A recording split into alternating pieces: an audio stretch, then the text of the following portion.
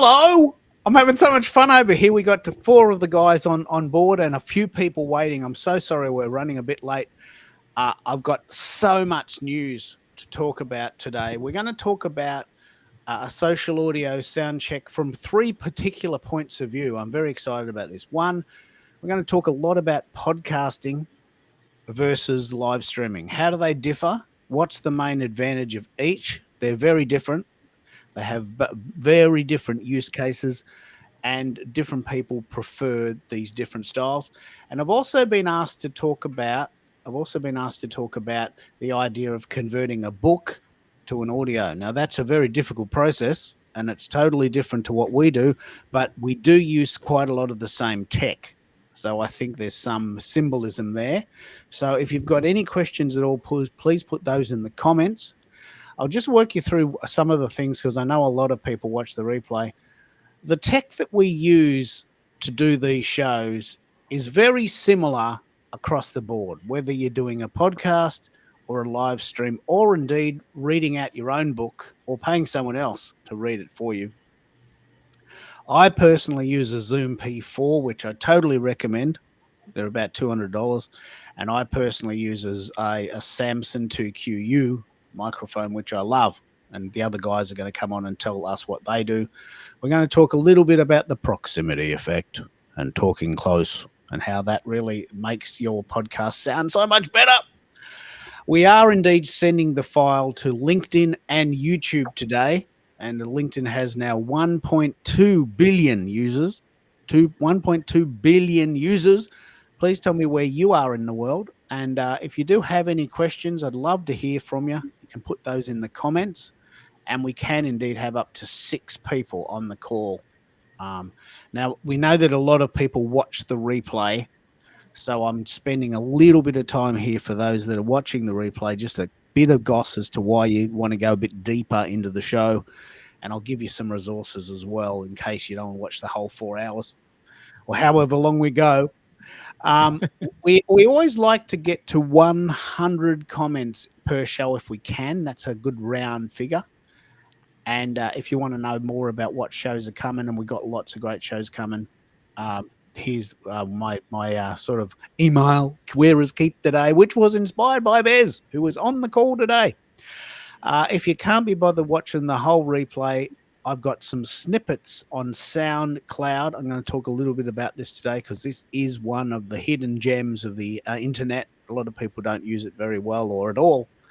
And I'm using a lot of Google Notebook summaries to summarize this vast material that we're just hitting all the time.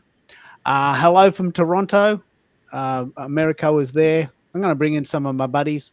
We got Americo there in Toronto. We got Bez there in Atlanta and Lynn in Alabama. So ladies first, I think. Ladies first. Lynn, tell us what you're doing. Do you do a podcast or a live stream, or have you ever thought of writing a book and putting it on audio? What's your fascination with the online world? Which one would you probably do more of?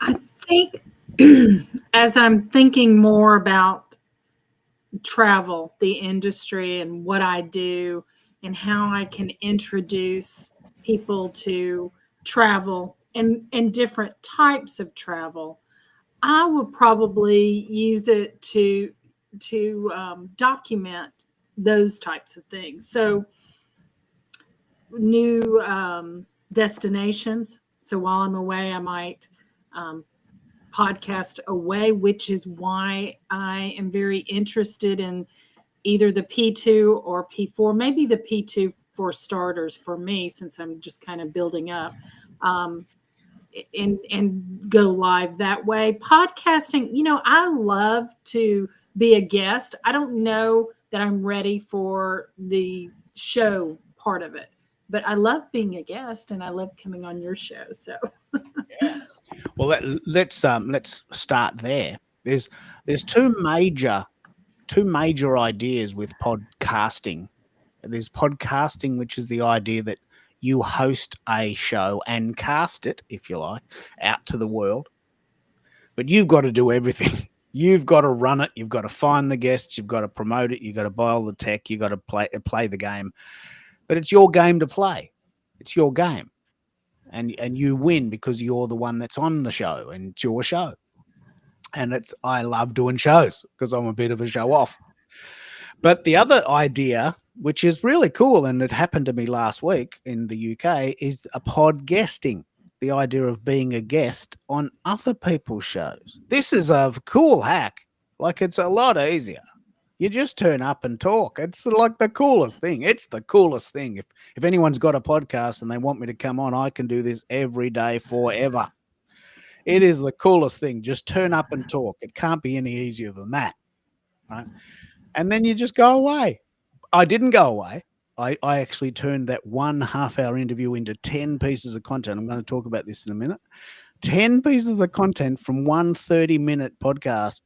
Right? I did more repurposing than the host. I'm so proud of that. She's trying to keep up with me. And but anyway, you can do so much stuff with podcasting, but you miss the live vibe, right? You don't get the live component. Now, not everyone's up for that, but I love it. I think it's the best part. So podcasting, and we'll start there. Podcasting allows you to record in advance, make it sound great, then put it out at your leisure. And most importantly, people then can watch it at their leisure. So podcasting is sort of almost like a lifestyle product. I haven't got time now, but I've got to mow the lawn next Sunday, or I'm on the train for an hour next weekend, or I'm going for a bike ride in a few minutes. So I better just put my headphones on. So podcasting is very much a lifestyle product. They're quite hard for us to do, just in case you're wondering how hard these podcasts are when you're listening to them. There's a lot of work involved, but the listener gets massive value because they can listen at any time that they want to, and it's very much situated on their terms. Would you agree with that, Merico? You want to pick up on this? Do you listen to a lot of podcasts? Have you ever thought of doing one yourself? Well, if you think about what we do from a live stream perspective, it is just as easy to repurpose, strip the audio from your live stream, clean it up, edit it if it needs editing. I know you're really good at front loading your 4-hour shows and take what you front loaded and compartmentalize it into a shorter podcast, consumable podcast length. And it really depends on your audience, right? So if your audience consumes 15, 20 minutes, then that's your sweet spot. So in terms of repurposing, I don't have a podcast per se, but the opportunity to repurpose my live events and get them onto podcast platforms, it's conceivable and it's doable. Yeah, it's very, very exciting. Lachelle, we're talking about the difference between live streaming and podcasting, and also the idea of converting a book into an audio format for a friend of mine who's listening in.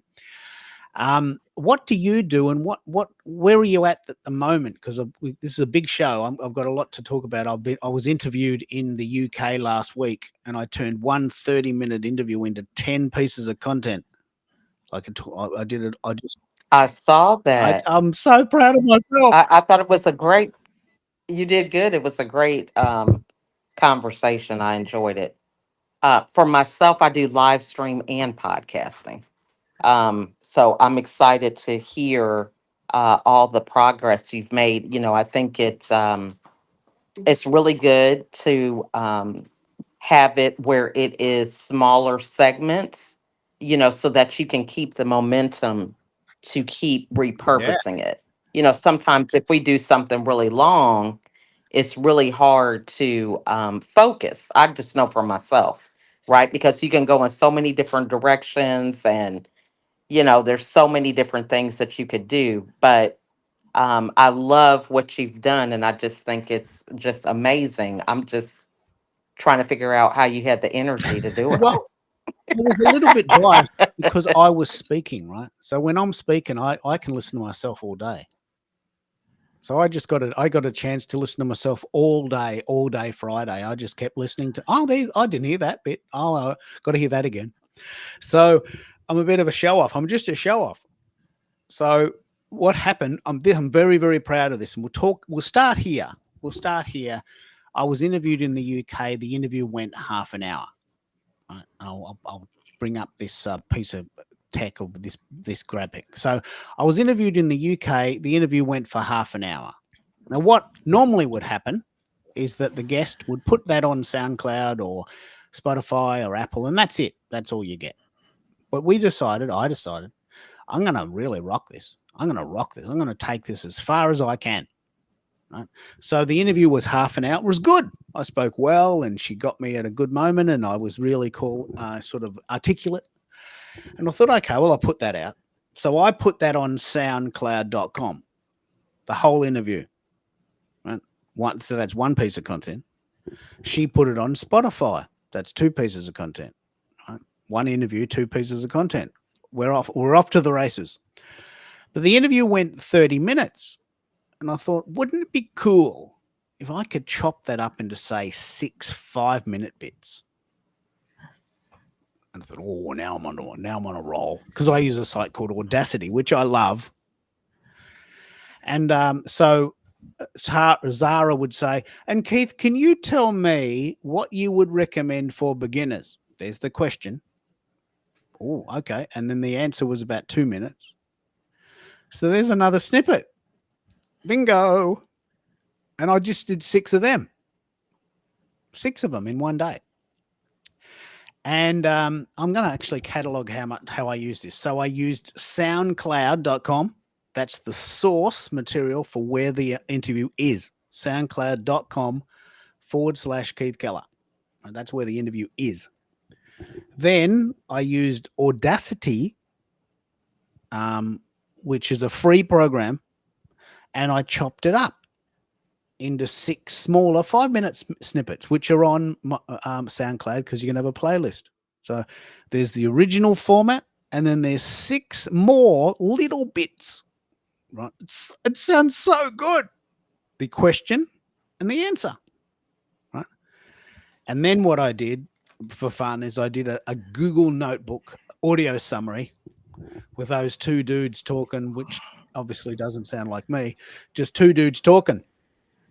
Google Notebook audio summaries, right? So there's one interview, 6 bits, Google summary. One interview, 8 pieces of content. Right? It took me like most of Friday.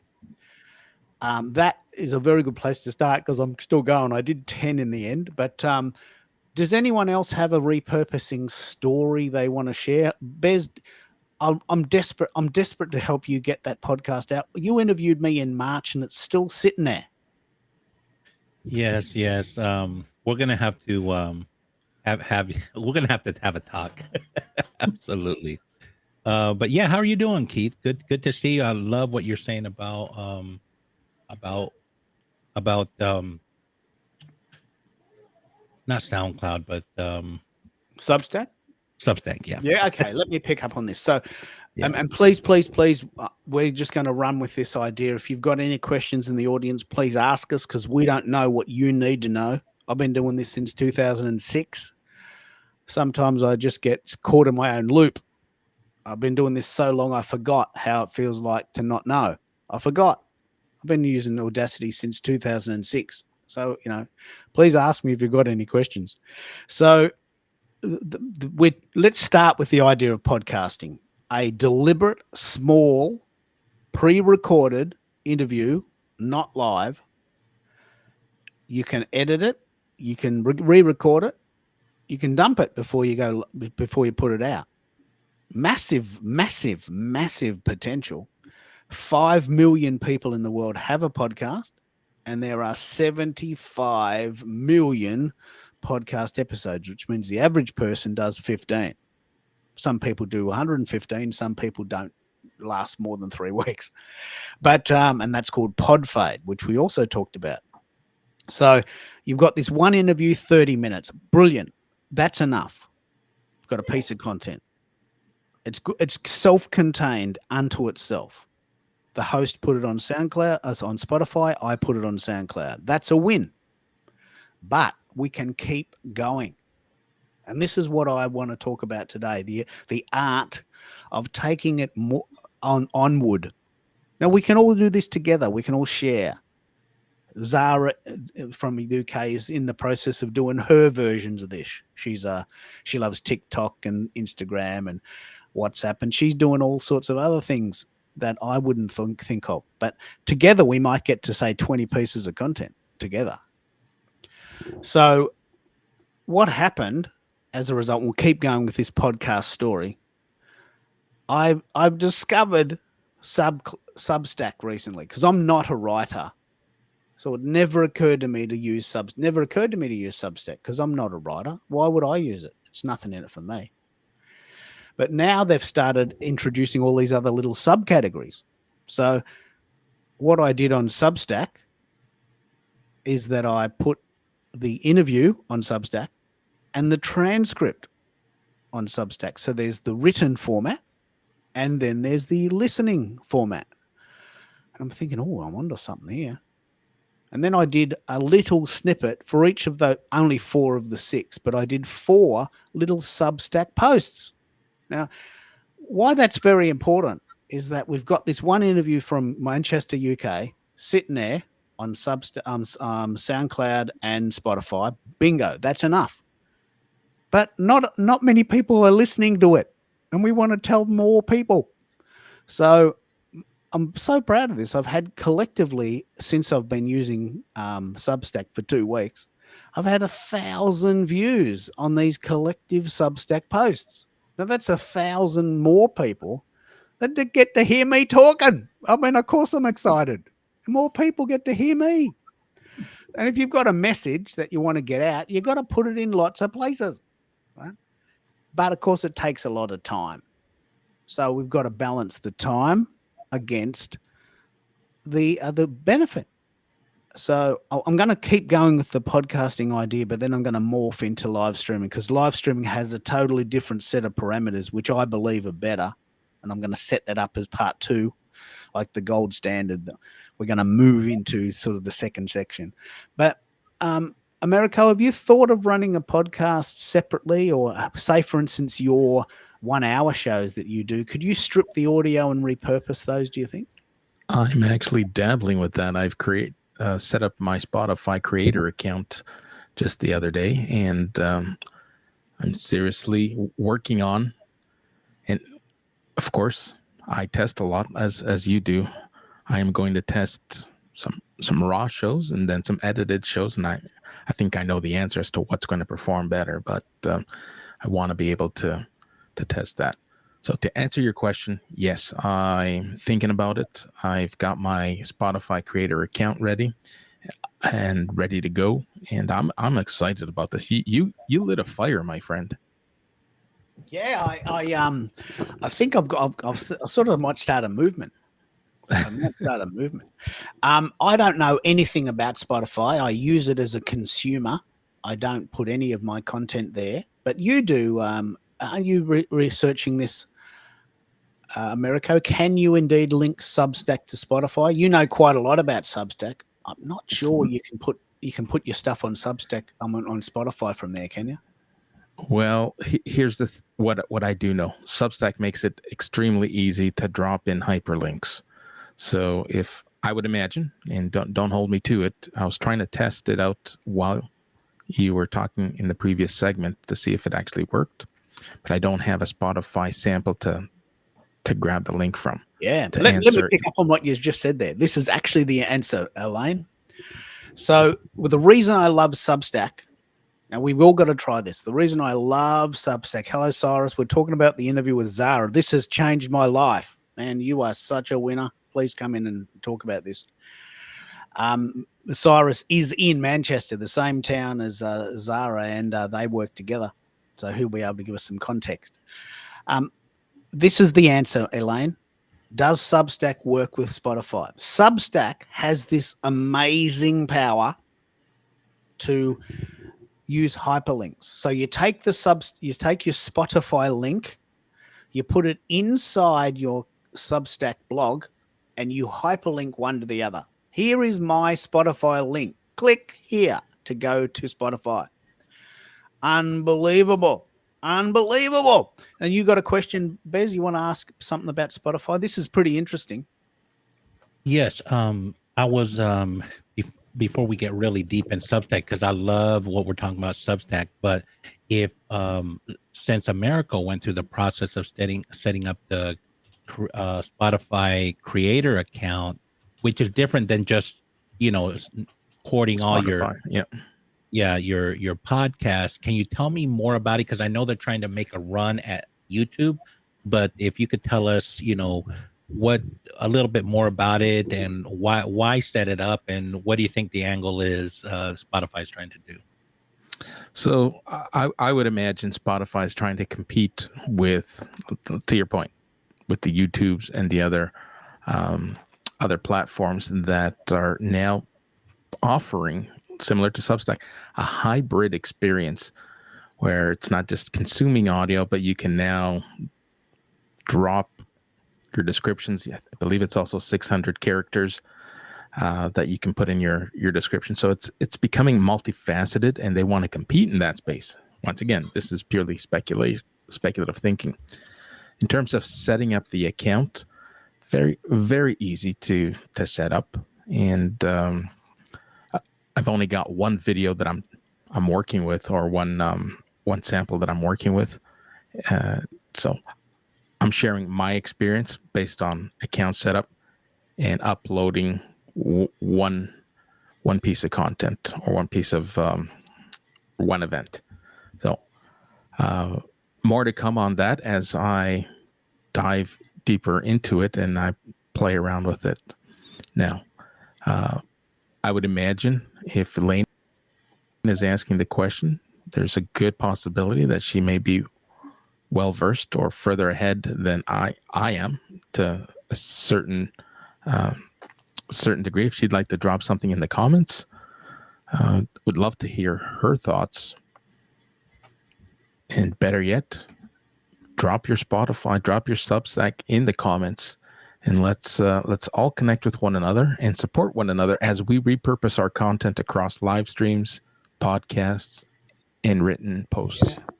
I think this is actually right. I think we're now Substack's actually been going since 2017, but I think we've now reached what's called early majority. And what that means is that a significant amount of the population of the world has heard of it and are engaging in it. Things start and, they don't necessarily take off straight away. But some things take off quicker than others, and some things take a bit of time. So I'm just looking for this idea of the early majority. So we are now in the middle. We are now in the hump. Substack started in 2017 for bloggers, and I'm not a blogger. I don't like writing. I don't like reading. So, of course, there's nothing there I would be doing. So it never occurred to me to use it. I've heard of it, but it never occurred to me to use it.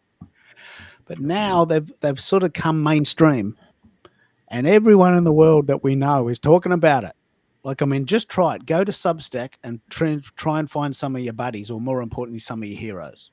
And this is when we know we've got something, because all my heroes are there. All the people that I follow and I admire are doing it. But they've only just started doing it, right? So I noticed yesterday John Cleese has a Substack. John Cleese from Monty Python. Yeah. And Faulty Towers. He has a Substack account. He has 88,000 subscribers. But, John Cleese is using it. So this has now reached early majority.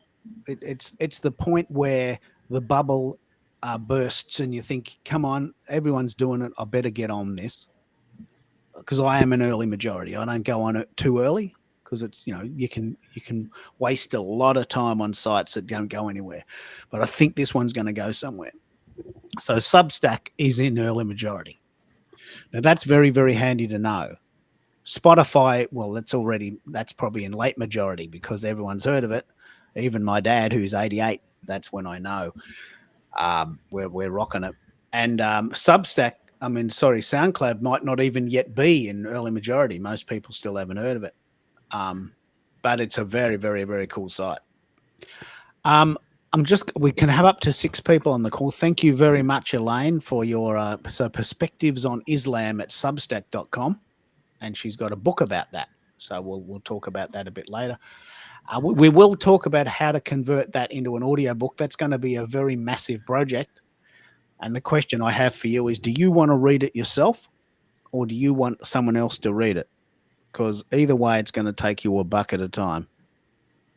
You might have the time, and that's okay. We can talk about how to do that, but it's going to take at least 50 hours. So I'd love to know your thoughts. Do you want to read it yourself or do you want to get someone else to read it? And this is so fascinating. So I'm sticking with the podcasting for now because live streaming is very, very different. The idea of podcasting traditionally is a live stream converted into a podcast is not a podcast. No, it's not a podcast. It's a live stream converted over to podcasting for the convenience factor. A podcast is something that says, I'm here. I'm a podcast. You can't, it's not live. There's no facility for you to tune in. There's no facility for you to ask questions. It's live. It's a podcast pre-recorded. It sounds great. I've edited the shit out of it. It's brilliant. Sounds like the radio. Cost me buckets of money, but listen to me. Right? This is why I stopped doing podcasting, because it's really, really, really hard to get it to sound good in a timely manner. It's not impossible. It just takes a long time, or you have to pay someone else to do it. Bez, you want to do a podcast. What are your challenges? And this is exactly what we're talking about. What are your challenges with getting those content pieces that you already have out? What is the matter? What's going on? Just editing, just getting to edit it. And but to your point, what I think I may do is I'm thinking of a couple things, because there are some tools out there that can assist with it. I do want to do something with Audacity, but one of the things is that I also need to edit the video. So probably like another tool that's similar to Audacity. What's the name of it? Not Final Cut Pro, but one of those open source ones that DaVinci, I believe. Oh, okay. Is that the one, right? DaVinci Resolve? The DaVinci Resolve? DaVinci Resolve. Yeah. And so I might, and if that's the case, might be able to, maybe find an editor to get there. But since I want the shows to be self-sustaining, I may have to start that myself and just, get there one night and just knock it out, Yeah. And but yeah, I just had to sit down because I do have shows. Now, one thing that I've done is that I've Zoom was fine. It's what I have. But I noticed that sometimes the internet connectivity on mine could be okay, but somebody else's was not. And so the video degraded and it wasn't like ideal. And I know the audio is going to hopefully be fine, but I've upgraded to I've gotten a StreamYard account that I'm part of a team account. Yeah. So that is what it does. It doesn't matter your internet connectivity. So you and I could be having recording a stream or just an internal video together, you and your location, my location, and doesn't matter the internet connectivity, because it's first downloading to your machine and then uploading it to the cloud, and then from there I get the file in 4K. It's amazing. So Yeah. There's hopefully this tool will help me do a little some other things. But yeah, I've got like seven or eight things recorded. I just need to get in there and knock them out. Yeah. Well, to your point, Audacity is very cool. Like, I've been using it for 20 years. It's unbelievable. Like it's unbelievable. Really, really good. It's free, but you've got to learn it, and it's Yeah. manual. But um, the way I did it with say Zara, um, the interview went for 30 minutes. You've got to listen in real time to the interview, and then go, oh, there's a question. That's a good snippet. I'll start there. I'll start, and you just clip it off, get rid of the rest. Clip it off, and then you wait till the interview finishes. That sort of section finishes, maybe 2 minutes. Clip it off, get rid of the rest. Convert it to a WAV file, send it to SoundCloud. Right. I did them each individually as I went. So edit, convert to WAV, send to SoundCloud. Right. Bingo. Stop. Have a cup of tea. Next. And then you just do as many as you can as long as you're in the zone. Right? You have to be in the zone. You have to, like, it's not fast. You have to be there. But when you're in the zone, time flies. Like I spent all day Friday on this, like and all day yesterday. So I mean, time just flew by because I'm into it. I was into it, and so I did 6 SoundCloud files, and 4 of those I converted to a Substack post. And then I did the subsequent thing of going to Otter and getting the transcript and embedding that into the SoundCloud file and also the Substack post. So I did, I was really in the zone. Like, I mean, if wifey didn't come home, I probably would have worked all night. So And you used Otter. You have an Otter account, so you were able to get some of that transcribed. yeah. So let me. So this is very, very important. We're still on podcasting at this stage. I mean, haven't got to live streaming. So the interview went 30 minutes. That was done by someone else. I could have interviewed someone else, and that could have been the same idea. But Zara interviewed me using Zoom, because Zoom has a free 40-minute window, which she used. So each of her interviews go about 30 minutes. She sent me the file. She put it on Spotify because she's got a Spotify account. I put mine on SoundCloud. Then I just locked myself away and started editing. Now, if you don't want to do that, people will do it for you. This is a legitimate business. Like, I don't want to fix my own car. I don't want to have to don't ask me. I mean, I don't want to pull up the bonnet and take out the oil and change it. Don't ask me to do any of that. I just drop the car off, wander down to the shops, have a cup of tea and a few muffins, and then just wander around the shops. And then I come back and the car's ready, and they wash it, and I go home. So outsourcing is available for everything. Mowing the lawn, fixing your car, editing your podcasts. So if you can't do it, someone can do it for a fee. I love doing it, so I do my own, and I love it. I just love doing them for me, because I'm talking, right? I'm in it. I'm not offering this as a service to other people, but I love doing it. But Jennifer does it. Jennifer Navarrete. She makes a living full time doing that for people. Like, that's what she does for a living. Pretty amazing. So it's possible, Bez. Yeah. It's just, so you just need to decide whether you want to do it or you want to pay someone else to do it. And if you want to pay someone else to do it, then you just need to negotiate the fee. Probably Right. $20 an hour, maybe. I don't know. But whatever you can get on Fiverr. Mm-hmm. What about you, Lachelle? Do you have a sort of a podcasting or a sort of repurposing mindset, or would you rather pay someone else, or do you have a lot of content just sitting there like the rest of us, and you haven't got round to it? I'm like the rest of us, have a lot of stuff sitting around. These are all good ideas. I just think, you just have to focus on one thing at a time, because it is so easy to get wrapped up in, oh, I could do this, I can do that. And I think for me, I have to have a system in order for me to maintain it.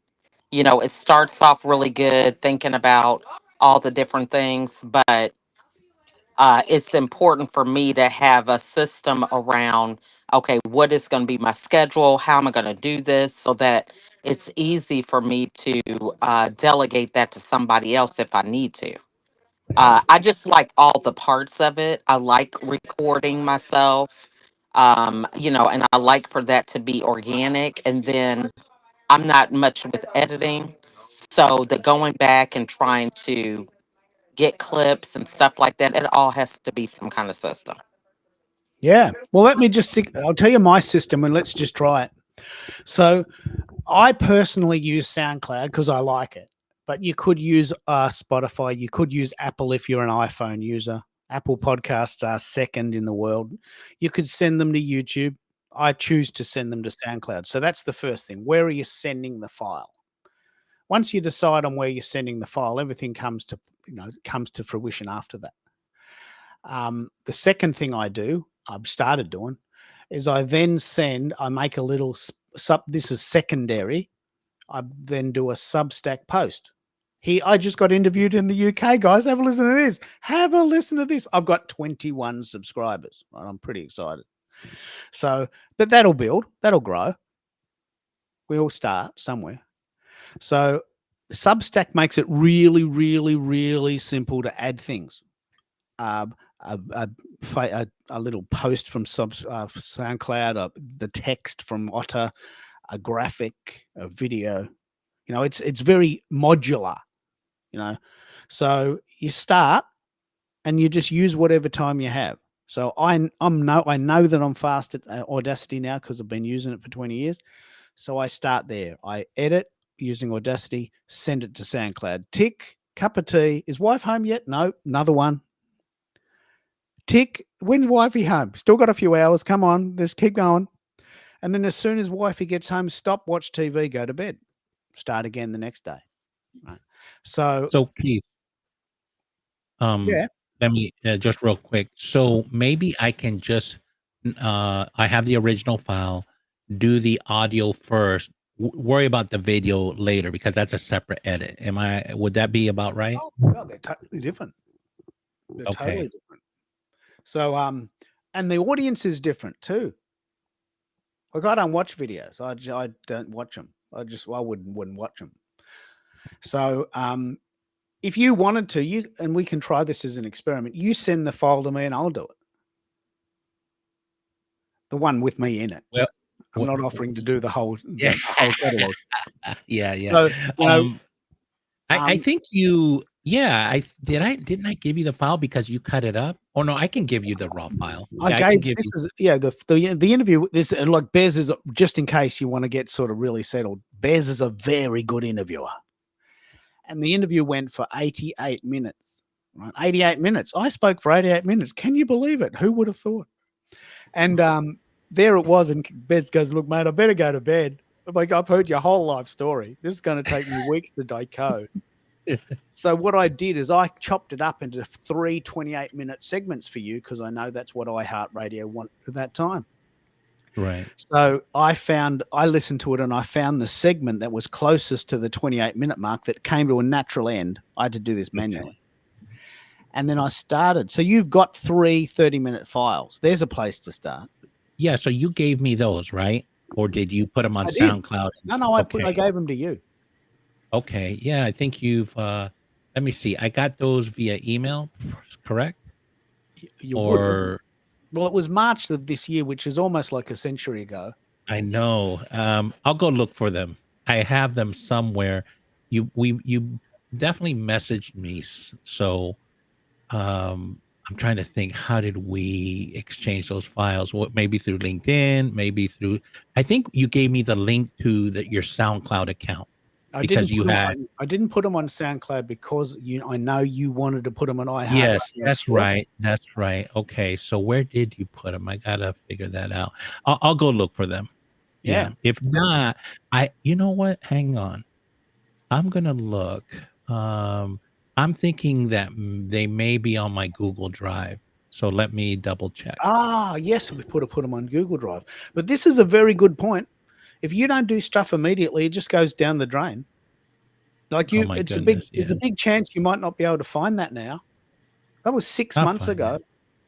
6 months ago. That's like, in terms of dog years, this might as well have been 1975. This was a long time ago. 6 months. 6 months. Everything's changed. Like, lots has changed in 6 months. So, and guess we're still on podcasting. We haven't even got to live streaming. So I do SoundCloud, Substack, Otter. That's my rhythm, right? Otter is a transcription service that is unbelievable, very accurate. You get 60, when you get 10 hours for free, 10 hours for free per month, 600 minutes free. And then for, I think, $20 a month, you get 20 hours of content. So if you've got lots and lots and lots of content, you just plug it into Otter and it'll create this transcript for you. It's a miracle. Like, it's a miracle. Worth the 20 Well, when you speak for 4 hours, even a paid subscription might not be enough for you. Yeah. But so that's, but you wouldn't look, you're not going to find it. So what I'm going to do with, and we're still on podcasting, I'm going to set an intention. I've done 4 this year: Atlanta, Auckland, Detroit, Toronto, and now I'm in UK. So 5. I've done 5 interviews so far, and I'm going to dissect these now to showcase how to do it. I can do it fast, so I don't mind doing it. It's like anything. I found it. Oh, wow. Okay, send them back to me and I'll start editing them for you. No, and I found them. No, you part 1, part 2, part 3. So yeah, I can give you access to these. Let me see if I actually have already. Yeah, they're on the okay, I'll download. That gives me something to do next Wait a Monday. second. Here's the thing. You gave me. You're the owner of this folder, I believe. You gave me access to a Google Drive folder.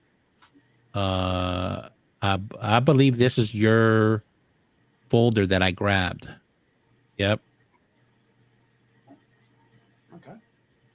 Yeah, it is March the 31st, last modified, and they were edited files, WAV, okay, WAV, and then I had given you the original files through, I believe this. Yeah, I believe I shared this whole folder with you, something like that.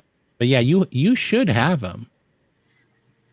But it's 6 months ago, isn't it? It's like, I mean, Do you want me? I can give you access to it. Don't worry. yeah, good luck finding it. But so this is very important. This is extremely important. We're talking about the difference between podcasting and live streaming. Now, I'm setting this up for a very specific reason. I'm setting this up for a very specific reason. In March of this year, Bez did probably my best interview ever. He pulled apart my whole life and put it in a little 90-minute capsule, right? And there it is sitting on his C drive. No one's seen it. No one's heard it. No one's heard it. And unless we tell you about it, no one's ever going to hear it.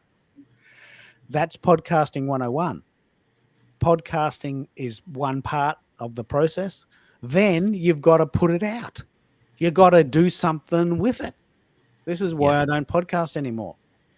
Live streaming, on the other hand, is we are here right now. It's gone. It's live. It's there. We just turn up and it's going. Even if we do nothing with the file, it lives on LinkedIn forever, right? And YouTube. Now, knowing that, it's very, very, very difficult to go backwards to podcasting from here. Yeah. I push a button and I'm live. Mate, that is so good. There's no editing required. We're live. We're in. We're on the internet. And the replays just go on forever. You know, they're in. We don't have to do a single thing. And we've got content live on the internet. Right? Now, it's not the same content as a polished, recorded podcast with a graphic and lovely sound and an intro and, none of that. But the functionality of going live means that we can do this. And let's pick up on this, Lachelle. This is the attraction, isn't it? We can go live without all that rigmarole. Yes, I love being able to be spontaneous because I believe, for brand purposes, it's important for people to get to know you. And there's nothing like being able to get to know you in real time. What are your quirks or just how do you sound when you're not, I mean, because you expect things to be polished a certain way if it's edited content. But just being able to hear people in real time, you find out a lot about them that is masked or covered up, behind edited content. Yeah. Yeah. Look, I don't think I could go back to podcasting from here. Like I've been podcasting since 2008. I know how to do it. It's like I could never go back. This is a very good analogy. I could never go back to driving a manual car. I don't think I'd drive, and even if you gave me one, I don't think I would drive one. Now that I've discovered the power of automatic, I get in the car and I go. I couldn't go back to driving a manual car. And that's how I feel about podcasting now. I don't think I could go back to doing a podcast again and have to do all of that work. All right, Sure, so here sure, but yep, go on, America. What do you think? I have a question that I think we owe it to our community to help.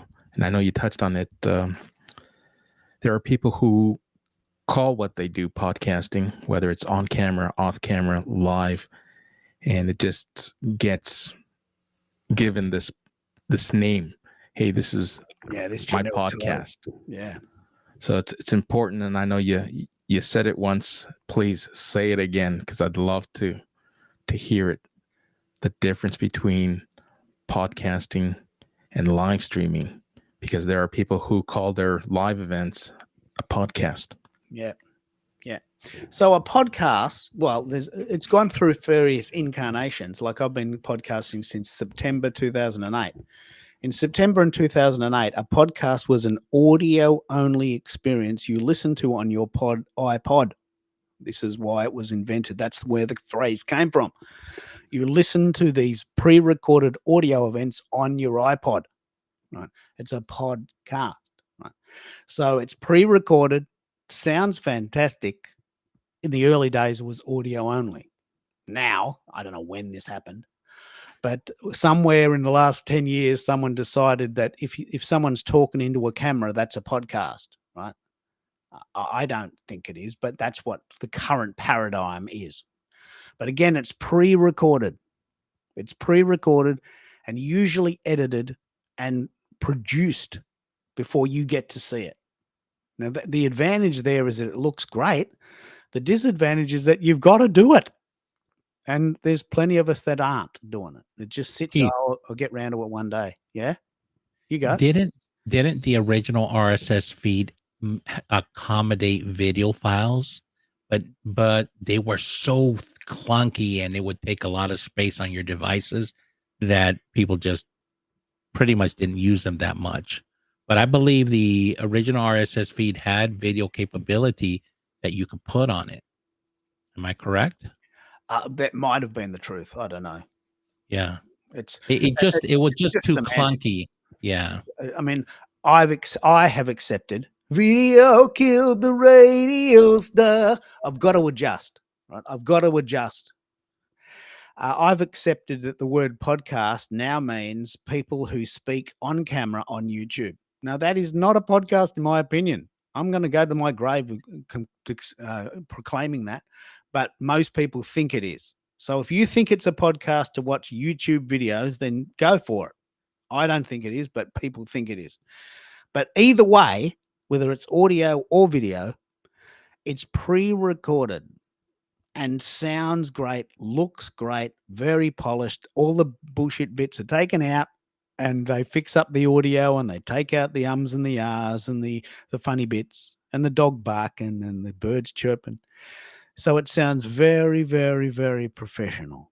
And in this case, looks very professional. A live stream can look very professional, but it's live. And if something happens, you've got to run with it.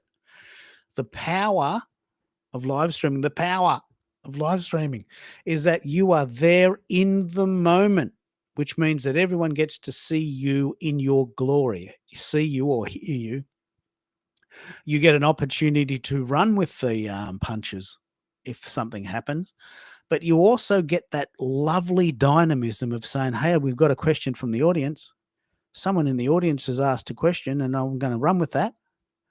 Does Substack link to Spotify? I don't know. Let me ask. That's a question that came from the audience. You can't do that on a podcast unless you have pre-written, pre-arranged questions. Is that a good synopsis, Americo? Do you think that's really what it's about? Absolutely. That is exactly what I wanted to hear, and probably a great opportunity to create a snippet. Yeah, it's great. It's great. Can you on Restream get the audio in the pro version? Yes. Oh wow, okay. So we could indeed send this to Spotify or to SoundCloud. This is good. So I'm very, very interested in questions from the audience about these two scenarios, and then I'm going to go into the third scenario, which is totally different, and that is turning your book into an audio book. That's not a podcast. That's a big adventure, which is going to take a lot of time or a lot of money, or probably both. We'll talk about it because I've had a couple of questions about this. So, what do you think the main advantage of live streaming is then, America? And we'll run the room on this because I love them. The biggest advantage is, as you pointed out, the engagement in real time. Now, that could be good, bad, or indifferent, but if you stumble and you become vulnerable in real time, people get to experience how you respond opposed to how you react, and get back in your lane and demonstrate your authenticity. So often we hear people and creators and gurus and top voices talk about, bring your authentic self. And then we're listening to podcasts that are polished and produced, and that's not our authentic selves, right? So I'll it give you a really really cool is example. about the opportunity. I'll give you a really cool example. Yes, let's hear it. Zara, this is the example of running with the flow, which is why live streams are so good.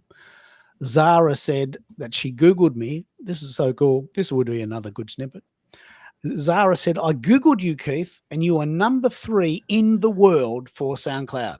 I said, oh, no, that's good. She goes, I Googled you. Wow, you're number 3 for SoundCloud of all people on SoundCloud. You're number 3. And I said, well, okay, well, I'll take that.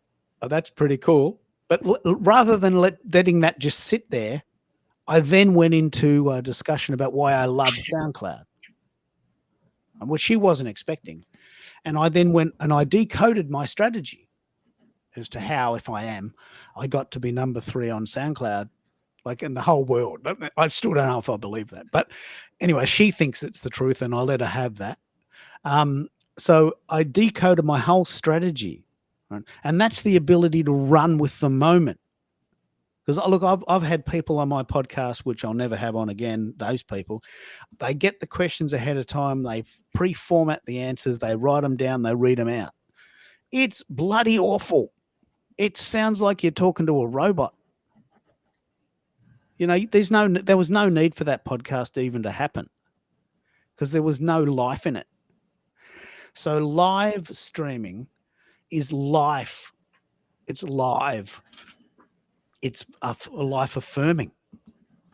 And we bounce off each other. Yeah.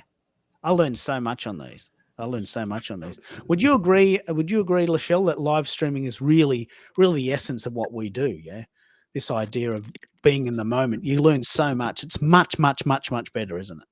Yeah, I enjoy it because I believe that you co-create things that you would not be able to create any other way.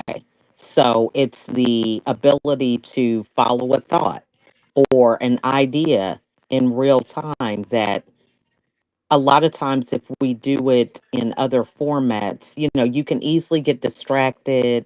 um you don't really finish something you started.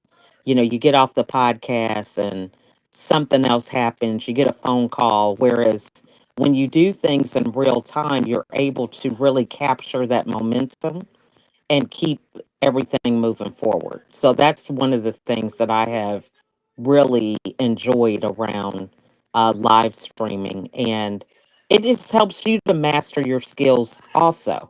Because, if your guest microphone doesn't work, or, have some kind of technical issue, Yeah, it well, has let's really pick up built on my this. confidence up, with that.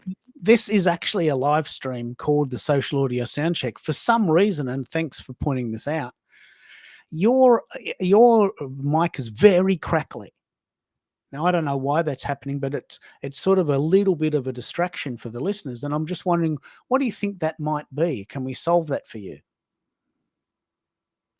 I'm going to switch to my laptop. I was on my phone. So it might be a sort of an crackly internet signal. I'm not the tech person, so you're asking the wrong one. Yeah. Okay.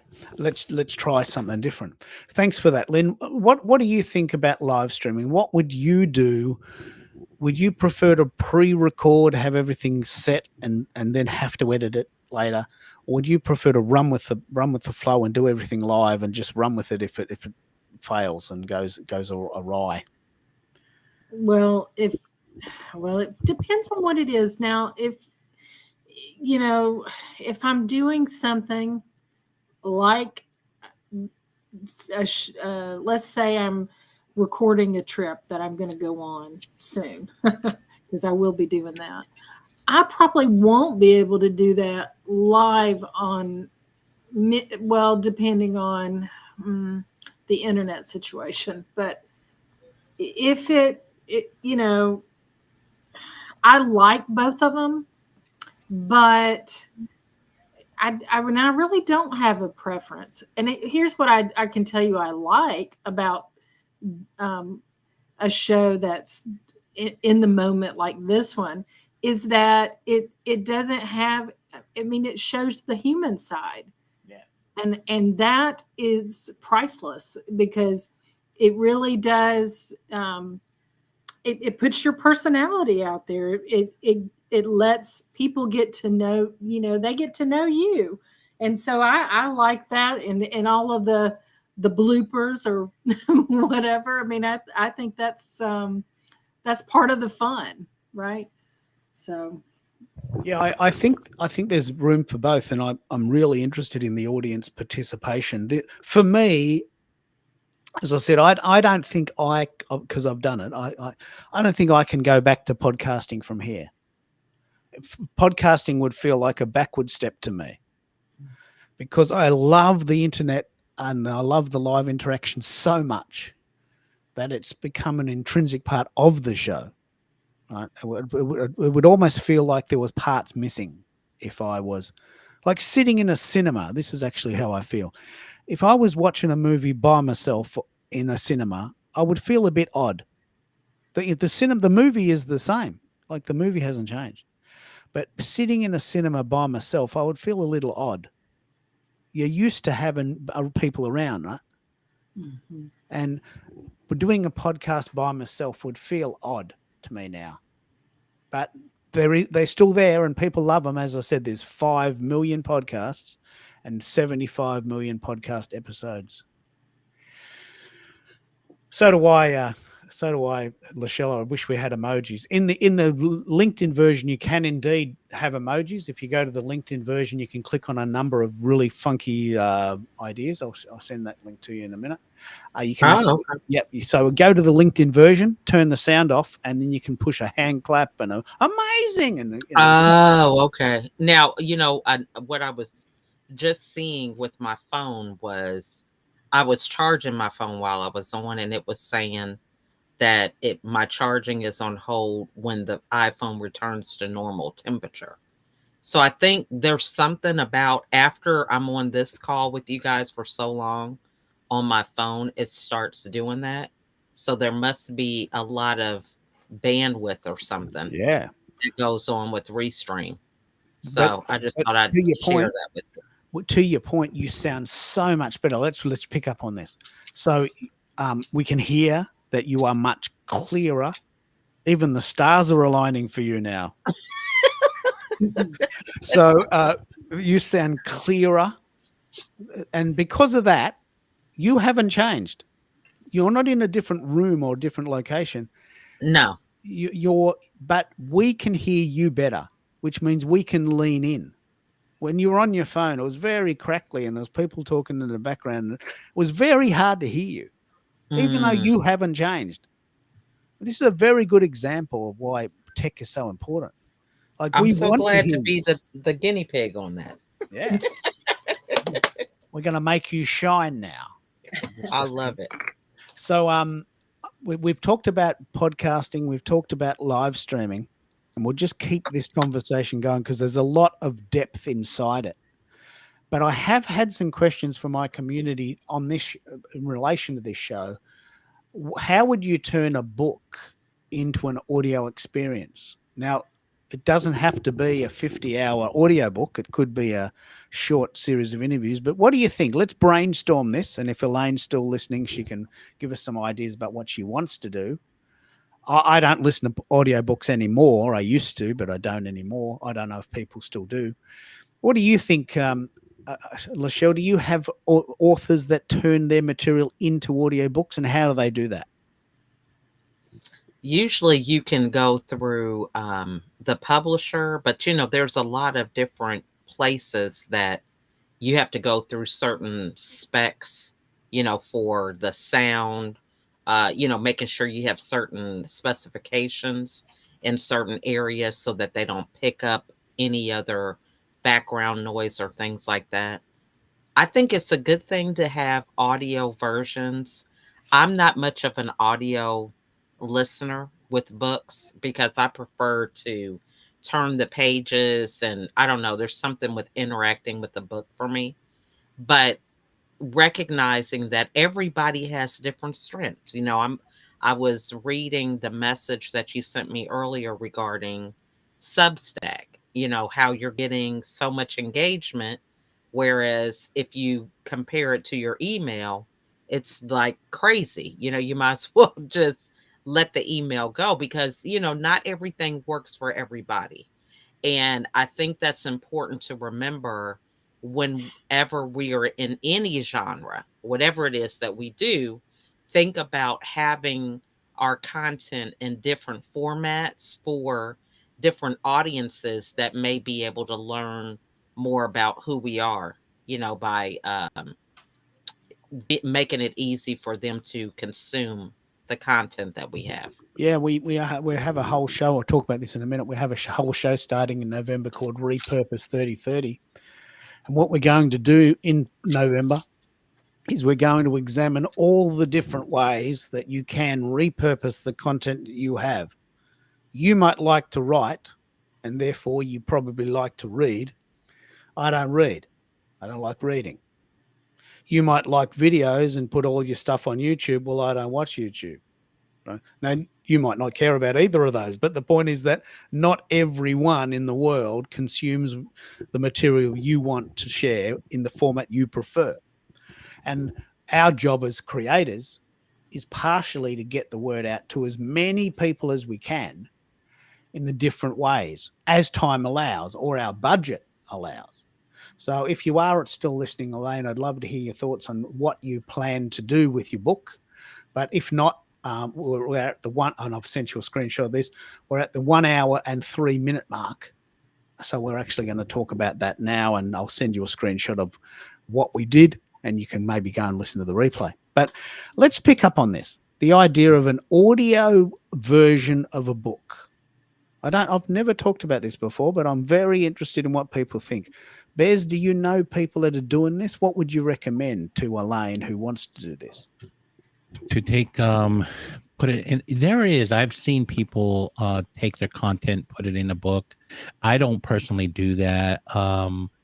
We had, is it Tracy Chow or somebody in that used to hang out with us that did audio recording, but I believe, I don't know if it was in Taiwanese or in the Chinese Mandarin language. I'm not sure. Do you remember who that was? Yeah. Yep, I do. She was very big on video. Okay. Video? Yeah, she loved video. She loved it. She just What was her name? Tracy. Tracy? Sorry. Just see Chow. if I can find her. She might even be on. Tracy Chow or Cow. You're right. Something. That is her. That's her. I was just on her uh, podcast this Tuesday, I believe. So You were on her You know, podcast. She interviewed you. yeah, the business. She has a new show. It's the Voice of Business. Oh wow! Oh, Mhm. okay. Mhm. And What's she her does name that. again? We'll find her, Tracy. What? Why did you mention her? Because she does. There she is, Tracy Chow. Mhm. Yeah, She's she does this. Mhm. she. You know, one I was You going know, to say too, another idea for this just came to me because I had some people in our network that did this. You can record yourself on YouTube and then you can strip or StreamYard or something else, and you could take that audio component and make it a book. I think a lot of times when it comes to content, people think too much about the finished product instead of finding a way that they can repurpose the content to where it makes sense. So like if you let's say you have 7 steps to time management or productivity. We can have articles about that. We can have podcasts that we have. And a lot of times, because it's in different places, we don't think that we can just simply talk that through, make a speech out of it, right? Or turn it into a book because we have the different versions, different places. But if we just learn how to bring it all together in a way that seems natural, then it makes it even easier to repurpose it into some other type of content. yeah, I think you're right. Elaine was saying that she's getting requests, and this is the perfect scenario. She's getting requests from her audience to create an audio version that people can listen to in the car. Right. So she's not manufacturing this desire. People are asking her, I would love to hear this as a podcast. Can you create an audio version of this book? Now, it's a 500-page book. I did some Googling. That would take 50 hours to read out in real time, 46 hours, I think. So that's going to be a big job. But this is why we're having this discussion. And I want to give Elaine permission to come. I've given her the link. She's just in the process of seeing how she can do that. If you're on your laptop, that would actually sound better than if you're on your phone. But if you're on your phone, there is a way that you can turn your camera off. If you're on your laptop, it's very easy to turn the camera off. So probably try coming in on your laptop. It's just a button down the bottom that toggles between camera on and off and turning your mic on and off. So I'll do some back channeling with you just right now, but let's pick up on this idea. Here's the scenario. And we have a mystery guest. Here's the scenario. Someone has written a 500-page book, which is an awesome book available to purchase in shops, right? Like we've done for hundreds of years. But people are asking, Elaine, could you put this onto an audio format for me? Now the question is, how do we do that? And in what format should we do it? Do you want to read the whole book? It's going to take 50 hours. Do we do a podcast? Do we do a live stream? Let's run this room on this and get some ideas for Elaine. This is a live discussion. This is why I love live streaming. Like the people in the room are going to help us decide. What do you think, Americo? Do you listen to audio books? Do you know authors who have audio books, and how did they do it?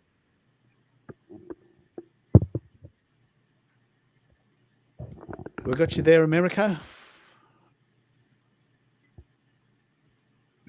Yeah. Yes, you do. You do now. I have an account with what is a Kindle, and I buy books and I upload them and I seldomly read them. or I get through a chapter or two and just forget it. And it's there just more for reference. Audible is a huge community. There is millions of members who have an appetite for listening. So it is a valid question.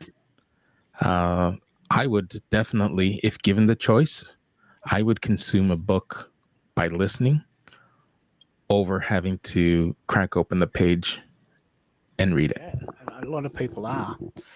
And our mystery guest has arrived. She's here. She's here, ladies and gentlemen. Elaine has worked out the tech.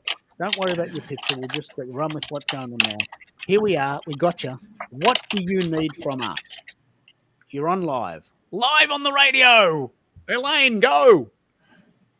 What do you need? We got you there, Elaine. Can you hear us? No? All right. So you've probably got, okay, you've got an echo now. So you've got the LinkedIn Live version going and you've got the Restream going, and there's about a 10-second delay. Turn the LinkedIn version off, and that'll stop the echo. This is really fascinating. Well, there's 3 conversations happening at once here, Keith. I can hardly figure out what's going on. It's crazy. All right. So I've been doing. Can you hear me properly? It's not great, but we can hear you. Are you close? Can you lean into the laptop? I don't know why I can hear something else at the same time. You've been listening to the LinkedIn version. Turn that off. Turn the original source off because you're inside the studio now. Okay. Can you hear me better now? We can now. All right. And I've got the other thing turned off. I didn't know. I thought I'd lose you if I did that. All right.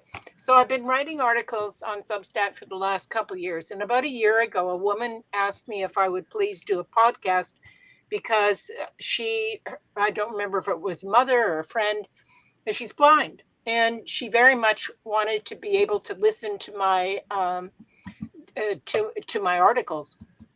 Now, the same thing happened with my mother. My mom got really bad glaucoma, and she was an avid reader. But the last couple of years before she died, she couldn't read very well. And when I was, having to, go to work every day, I don't have to do that anymore. But when I had to join the commute, like so many people do, I used to listen to audiobooks all the time. Now, like I said, about a year ago, I was first asked for this, but then a few times since, people have asked me about a podcast. Now, when I published this book, and actually this is the second time they've mentioned it, I have a great niece, and her husband works all the time, and he does a lot of driving. And he's asked a couple of times if I could please do a podcast. So I would like to do it. I know that there are people who want it, and I used to use something like that myself. So I would like to do it. And the way my book is written, there's 10 chapters. One of them is maps, so you can't read that. But it's say 9 chapters, and there's 4 or 5 topics, more or less, thematically arranged in each chapter, so that I could read each one of them. So that would be, like 10, say, 45 podcasts. So that would be over the course of a year. If I could do one a week, that would be great. So I don't know. How does that sound? I think it's a great project. Yeah. I don't want to keep writing the same thing over and over again. There are people who want to hear what I've already written, and that's what I want to give them. This is a very interesting point in history. We're in 2025, in case you're listening to this as a replay in the future. If you're listening to this as a replay in the future, hello, how is it? Tell me what it is, and please send me the touch letter numbers. People listen to these replays years later, and it's 2025, and the appetite, this is a highly controversial topic, but the appetite for reading in its purest form is diminishing. I think that's actually a truth that is not necessarily very comfortable for writers, but it is the truth. So 50% of people want to consume their material as a video. About 20% of people want to consume their content as an audio, And there are diehard readers that love to read. And there's obviously writers who love to write. And those two people are, hanging out together. But the appetite for reading has diminished dramatically amongst the general population. I've never been a reader, so I'm extremely biased. But 20% of people want to listen to what you have to say, and 50% of them want to see what you have to say. And about 30% of people want to read. So what you're saying there is very accurate, that there's 20% of the population that would easily consume what you already have. Why do you have to write another book? You just do an audio version of what you already have. Let's start with what you've got, and we can brainstorm with the Brains Trust. We have some of the most intelligent beings on the planet on my call now. I'm so proud. My community is very powerful. So what do you need? What do you got so far, and what are the missing bits? Are you talking to me again? Yeah. What do you got? Where do you begin? Have you got nothing? Well, what I have is I have followers. I have a lot of people who I know would share the information about the podcast. I have the book to read. I'm able to read. I like to read. I've always liked to read. And each section would probably be maybe 8-10 minutes to listen to, which is a nice length. So I'm thinking, why not do it? I have a desktop computer. I just have a little Lavalin, I think it's called, type microphone here, and speakers. I haven't got anything else set up. I'm fairly adept at using different apps and things. I've had to be, because I've made a few videos. So yeah, that's all I can tell you at the moment. And do you want to start where you are, or do you want it to sound perfect, or do you want to just start where you are? Oh, I just want to start where I am. Honestly, I'm not too worried, honestly, about an incredible polish on my book, on the material that I use. It's the content that matters. And people who are interested in the content that I produce, I don't think are the type who are too terribly worried about the sound effects, etc. They want the content. And that's good. And because you're a reader, you wouldn't have the ears to tell. Pardon me? Because you are a reader, yeah, you might not have the ears to tell the difference between a $100 mic and a $500 mic.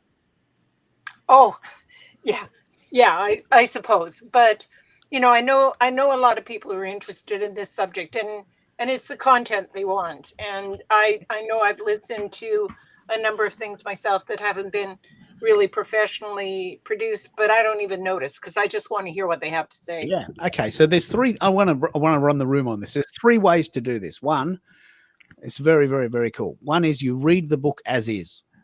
You read it out, and you record it, and you put it somewhere. Audible, Spotify, SoundCloud, somewhere. That's one version. The second version is that you do a podcast about the topics that aren't necessarily word for word the book. You just say, okay, this is chapter 1, and in chapter 1 we discuss, and this is the general vibe of chapter 1. This is an audio version of that, and if you want to read the book is available, and if you want to listen to me, this is what I'm talking about. You could just do that ad nauseum or ad hoc. And the third version of this, which was very popular but may not suit you personally, is that you could do a live stream about that and ask for audience participation. Right? So you've got three major choices. The tech is the same. It's just a matter of choice. So you've got a mic, you've got a laptop, you've got Zoom. So you could simply record those. So you could do that today. Oh, wonderful. Here's another suggestion. If I please, may. Americo, jump in. So if we want to jump in or lean into the tech, you can take a transcript from your book and upload it into 11 Labs. Select the language that you want it in, select the accent in which you want it in, and create an MP3 file. and you can upload that. For instance, we're talking about Substack. You can create a separate Substack and put your book behind a paywall. So paid subscribers can get to listen to your book, and you get to monetize at the same time for not having sold a physical copy of your book. The money is really not a motivator for me at all. I just want to share the information, but that sounded interesting.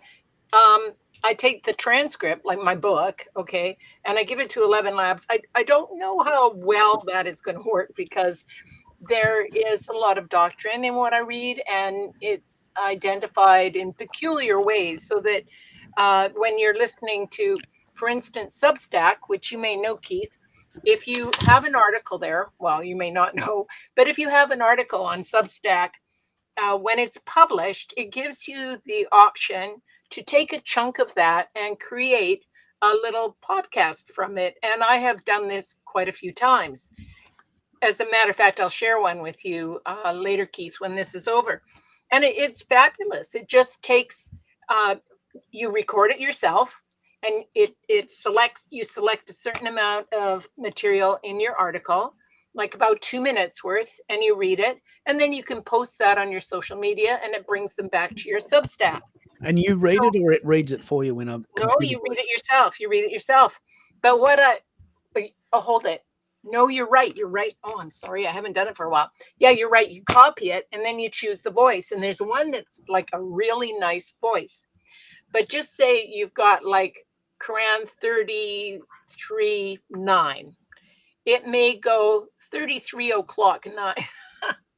They do all these weird things, or point. It has trouble with that kind of thing. I'm quite sure I'd be better off reading it myself. Yeah, let's pick up on this.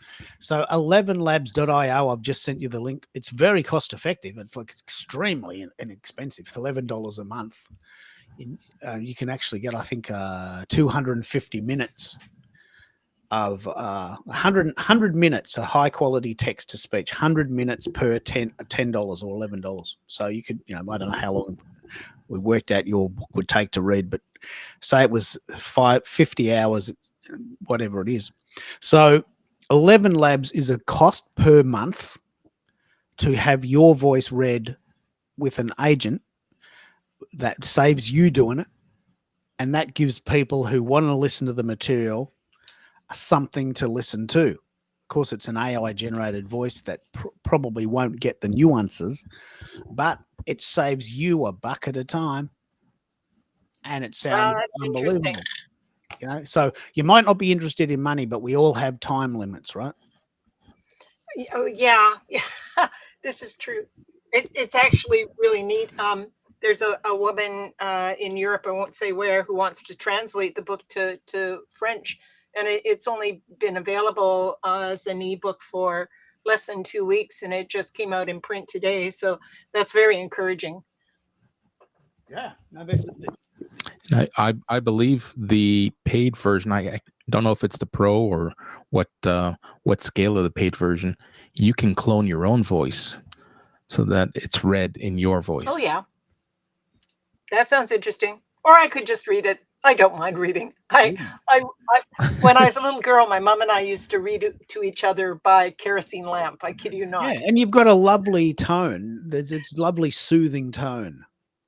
Is that an Albertan accent? It's British Columbia, actually. Okay, but on the border. Oh, well, you know what? I honestly wouldn't like to nail it down, Keith. Oh no, that's fair. You don't want to tell people where you are, but I'm guessing you sound very similar to a friend of mine in Edmonton. Yeah, it's a very lovely Canadian accent, and I would listen to that. So you're right. So that's the first thing. You've got to record it. You sound like Australia to me. Am I right? Yeah, I'm Australian. I'm from Melbourne, Australia. All right. We have a funny way of speaking down here. But so the first thing is, do you want to read it yourself, or do you want to get an AI voice to? That's the first thing. I think I prefer reading it myself. Yeah. So the second question is, how do you read it? What do you put it in? You can just put it on Zoom, right? You probably need a pro version of Zoom. I wouldn't use Zoom for audio. I have the proper Zoom. I pay for it every year. I use Zoom a lot. So Zoom is a video product. It's not Yeah, very, that's how I made my videos, just using Zoom. it's not a very good audio product, but it is reasonable. So Yeah. you could read your video, you could read your book onto Zoom in allotments, and then that. So let's have that discussion. You can read it onto Zoom, or you can read it onto Riverside. Riverside's a much higher quality version of Zoom. Let's spend a bit of time here because this is very important. Where are you going to read it into? You're thinking just Zoom, yeah? I hadn't figured out where to read it into yet. I did look at Riverside, and I'm afraid it seemed pretty darn complicated to me. I looked at it several months ago when I was first asked. Well, not when I was first asked, but at some point I looked at it to find out about podcasts. It didn't. I was busy with other things, so it didn't go very far. But at this point, definitely the book's done, and I want to look at another way of sharing it. Well, so Riverside is just simply an upscaled version of Zoom. If you're happy with Zoom, Zoom is fine. It's just the same thing. Riverside's just the gourmet version, the special edition. Just sounds better, few more features, but it's essentially the same. So that's good. You've got a book you want to read. You've got a mic that you're happy with. You're going to read it into Zoom. Bingo. Now we're making a lot of progress. Where are you going to put it? Well, if I read it into Zoom, then that's also got visual. Like, it's not just audio. Or can you do it just audio? I suppose you could. Well, I'm sure you could. Both. You just use a few light You screens. you get both files. When you do Zoom, you get both files. Oh yeah, of course. So you could just use the audio, and then you upload the audio to what Substack, and from there to Spotify, or the other way around. Now let's have a listen. This is perfect. Let's do this. Let's have this discussion. I honestly don't know how to do it, but let's have a discussion. So you've got a book you want to read, you've got a mic you're happy with, and you're going to read it into Zoom and get the MP3. Yep. Now let's run the field and see where we can put it. Sure. Now, what I would do personally is I would send it to SoundCloud because that's what I love. But let's have a discussion on this. What do you think, Bez? Where would you put an audio book once you've got the file? What do you know of this format that you can share for us? Ooh, an audio book. I mean, you could probably put it on an audio book. I was thinking podcasting platforms, but you'd have to find the right one that specializes with that. Man, this is a good one. I think a lot of people. You don't want to do it with Audible? No, let's I don't know what Audible is. It's a platform where audiobooks are sold. Oh, well, I suppose I could, but I really just want to put a podcast out there so anybody can tune into it without having to buy the book or take out a subscription or something like that. Well, so okay, go ahead, Keith. Let's run this. So I'll tell you what SoundCloud does, and we'll do that as a default. So SoundCloud, which is primarily for music, but also works with podcasts, you can have a 2-hour free account, and that will give you 2 hours of content to tease out the process, and that is free forever, and they'll never charge you for that. But if you want more than 2 hours of content, you have to pay for the pro account, which is $16 a month or $160 a year. And that is unlimited. So you could read your whole book onto Zoom and then send it to SoundCloud for $160 a year, but you'd have to keep paying that money, right? You would have to pay that out of your own pocket, for the benefit of sharing that material, right? All of the accounts will be the same in this regard, but the prices might vary. There's another one which I really like called Spreaker, which is actually a purpose-built podcasting site. Like, you'll love this podcasting site, purpose-built for podcasters. slightly dearer. I think it's $50 a month, but you can have unlimited content there, and it also sends it to the other places. SoundCloud doesn't do that for you, but so you've got to put it somewhere. Like you've read it and you've got it on your C drive. You've got to put it somewhere. This is a great discussion. I would put it on SoundClouds because that's what I know. I've also done a video, an audio in New Zealand called Twitter Tips for Tourism, which I put on Spreaker as an experiment, but it's expensive. It's $50 a month. And Yeah, well, you see, if I'm going to be spending $50 a month, then I'm going to want to charge people to, to recover some of that, because, I'm happy to write the book and give the book away, but I don't want to have to pay in perpetuity every month to do that. But what about just making it on Zoom? And like I say, I have a proper account there. I have OpenShot, so I can do stuff with that as well. And then upload it to Substack, and then from Substack, put it on Spotify. What does it cost to put something on Spotify? Spotify does It have costs free nothing. accounts. That's where I put my podcasts, on Spotify. I think you've got to be a pro member. Let's say $10 a month. Do you use Spotify yourself anyway? I use Spotify, but it's free for me. Because you've got ads. Yeah. Yeah. What about you, Elaine? Do you have a Spotify account? Do you use it? No, I don't.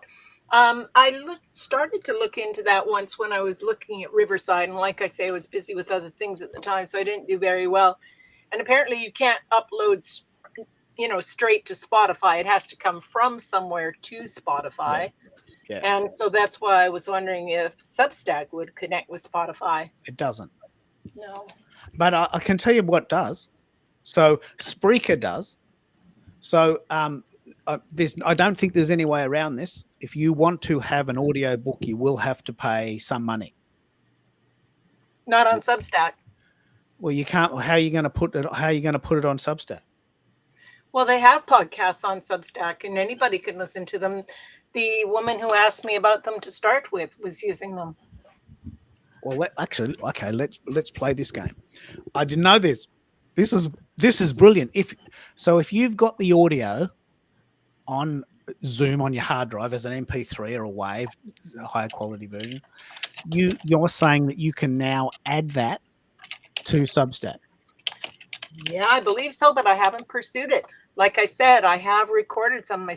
I know they've got a podcast thing there. I just didn't pursue it, but I did record my some of my articles, so that when you go to the article, you just click on the audio and you can listen to it instead of reading it.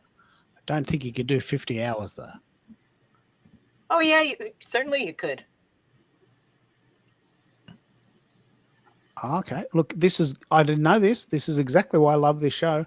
All right, I just looked at AI.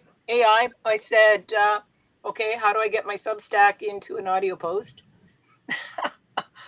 I love this. All right, it said to create my account, which I've got. Click Start Writing, which I've got. Okay, turn on your podcast features. Go to your Substack dashboard, click Settings, scroll to Podcast section, click Enable Podcasting.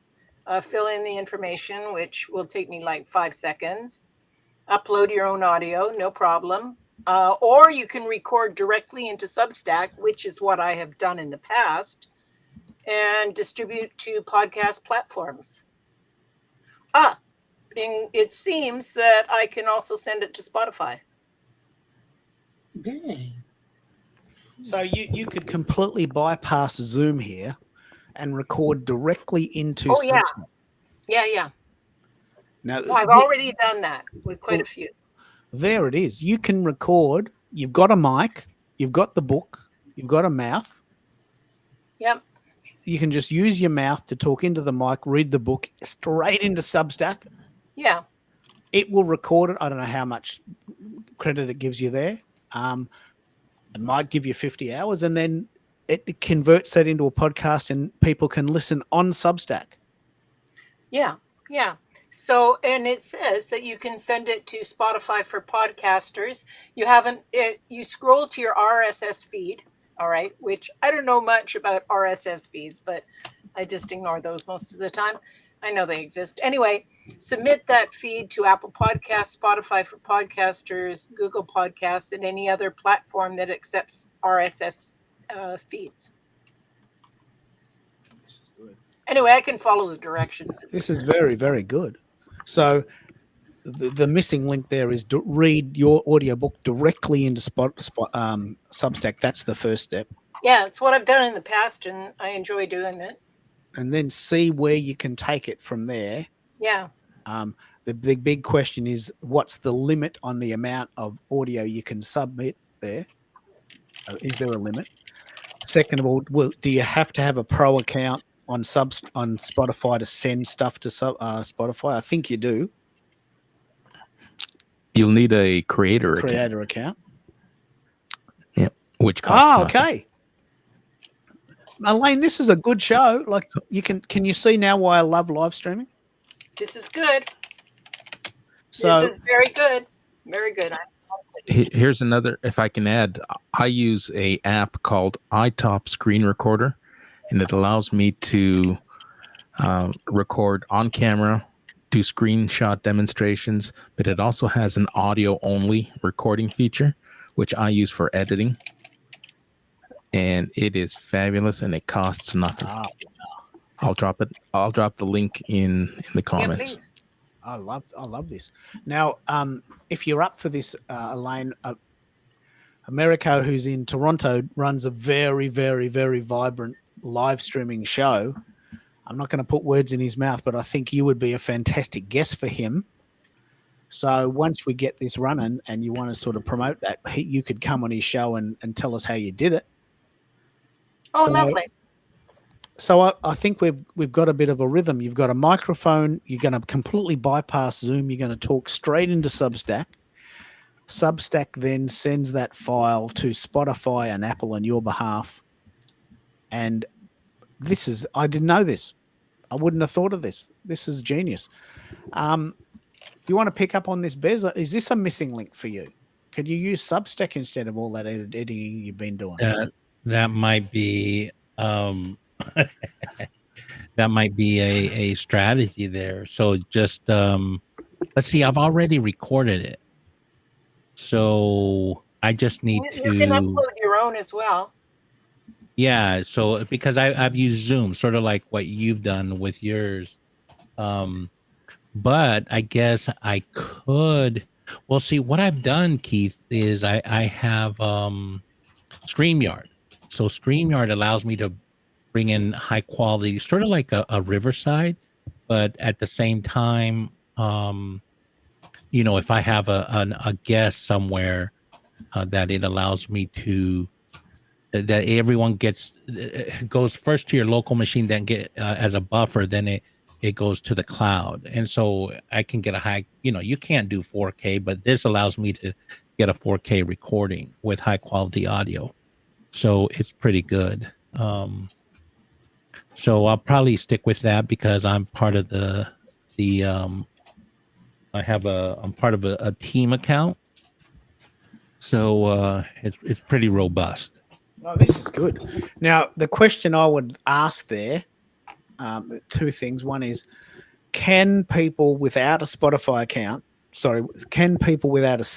account listen to your podcast, or do they have to sign up? This is a bigger, from the client's point of view. I'm assuming they can. I know you can listen to Spotify without an account. So the dogs are in stereo. I really don't Sorry know. about that. Substack is free though for anybody who wants to create an account, and you can upload your own audio to it. You don't have to record it there. Now, what was the other question? So we've now figured out that we're all right. You can record into Substack and send it to Spotify. The question now is, can the consumer get it? Well, presumably, if you send it to Spotify or any of these others that apparently you can, they can, they'll be on that if they're not on Substack. Yeah, so that's good. This is almost a complete loop. I mean, everyone in the world has heard of Spotify. You'd have to be living in a cave not to have access to Spotify. So Spotify is free with ads, or the paid version takes out the ads. Well, I pay $10 to take out the ads. But if you can get your files onto Spotify somehow, then you've solved the problem. It's bloody great. This is great. This is a worthwhile discussion. So why don't you try doing one, sending it to Substack, seeing if Substack will send it to Spotify. If that works, do another one. And just keep going until they tell you that there's too much, and they may not. I'm guessing 50 hours might not be a sort of kosher for a freak account. That's probably pushing the friendship a bit. But you might get the first chapter out. Well, AI, when I asked that question, was quite helpful. And it's also given me a link to something called the Free Press by Barry Weiss as an example of a Substack podcast. And when you go to it, let me see if I can find you again here. All right, there you are. There's a link to it.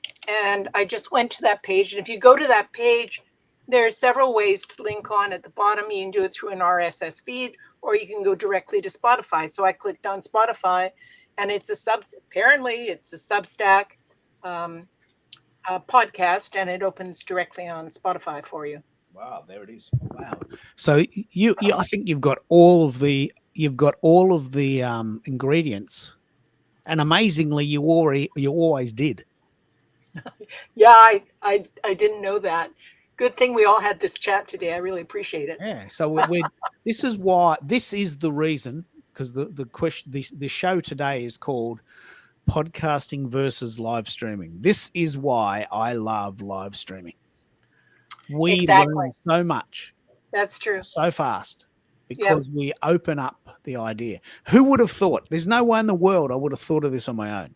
Speak into Substack. Substack sends the file to Spotify. Set up a Spotify creator account. Your material is out to the world for free. I would never thought of that on my own. Well, the thing is, some things lend themselves to live stream a bit better than others do. And I love brainstorming. I love things like this. But my choice of topic is very controversial, and I'm afraid it could turn into a brouhaha, and I wouldn't want that. Yeah, it is. It is sort of. It's out there, isn't it? But yeah, it's out there. All right. You've probably got a very loyal audience who want to hear it. Yeah, I do. But believe me, it's probably best to do a podcast. Yeah, because the people that can take part can take part, and then the people that don't want to, they just leave it alone, and then no one gets hurt. This is important. Yeah, well, we like to keep it that way. Yeah. So, with that in mind, is there anything that's missing? Because you've got the power team here, we've got the A team, the Super Friends, the League of Justice. What do you think? Is there any missing parts now? I think no. I've definitely got enough to get started on here. Any more than that might blow the circuit. I think we've created a few miracles today. All right. I can't believe this. I'm going to keep this going, but what do you think, guys? What do you think are the missing parts here? Is there anything else you'd like to pick up on here before Elaine goes and starts working on her Substack podcast? What do you think? What's the missing pieces? Bears, did that give you some inspiration? Absolutely. That gave me some inspiration. So it might I'm going to check that out. That sounds very fascinating.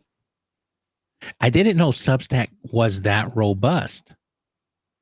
Yeah. Oh, it's developed a lot over the last couple of years. It seems like every couple of months there's a brand new thing that it's capable of doing. It's really quite wonderful. Yeah, I know. I've had it for years, and you could only, and I put one show, and I was gonna do, and then I changed my mind, and it was really hard to change the show name, and it was all these steps, and now I go in there and I can have multiple shows. Well, it's not just that. It's that it's a wonderful community. I'll tell you, I started with about 40 people that I knew would be interested in what I was doing, and I put their email in so that they would get my Substack regularly. And now I have over 400, and I didn't reach out to any of them. They all joined on their own. So that's great. I mean, it's not a huge following, but it's a nice start. And if I start doing this as well, it may increase. It may not, but it may. Hold on And a that, second here. wait. And you get their email addresses, correct? Oh, yeah, you do. Now, I never abuse people's email addresses. They're given to me in confidence for one purpose, Right. and that is to get the Substack. So that's it. But they've joined on their own, and it's a wonderfully supportive community there. I appreciate it. So my question is, can you upload your email list to Substack? Oh, yeah. Oh, you just upload it. Absolutely.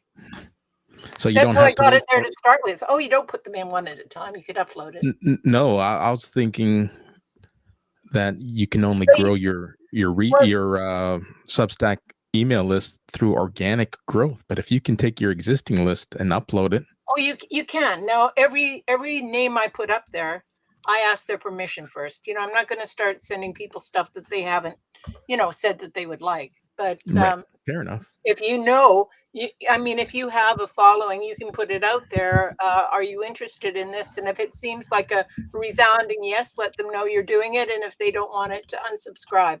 No hard feelings.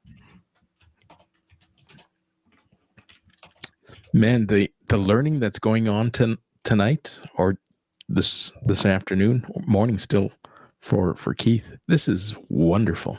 Isn't it? It's off the charts, isn't it?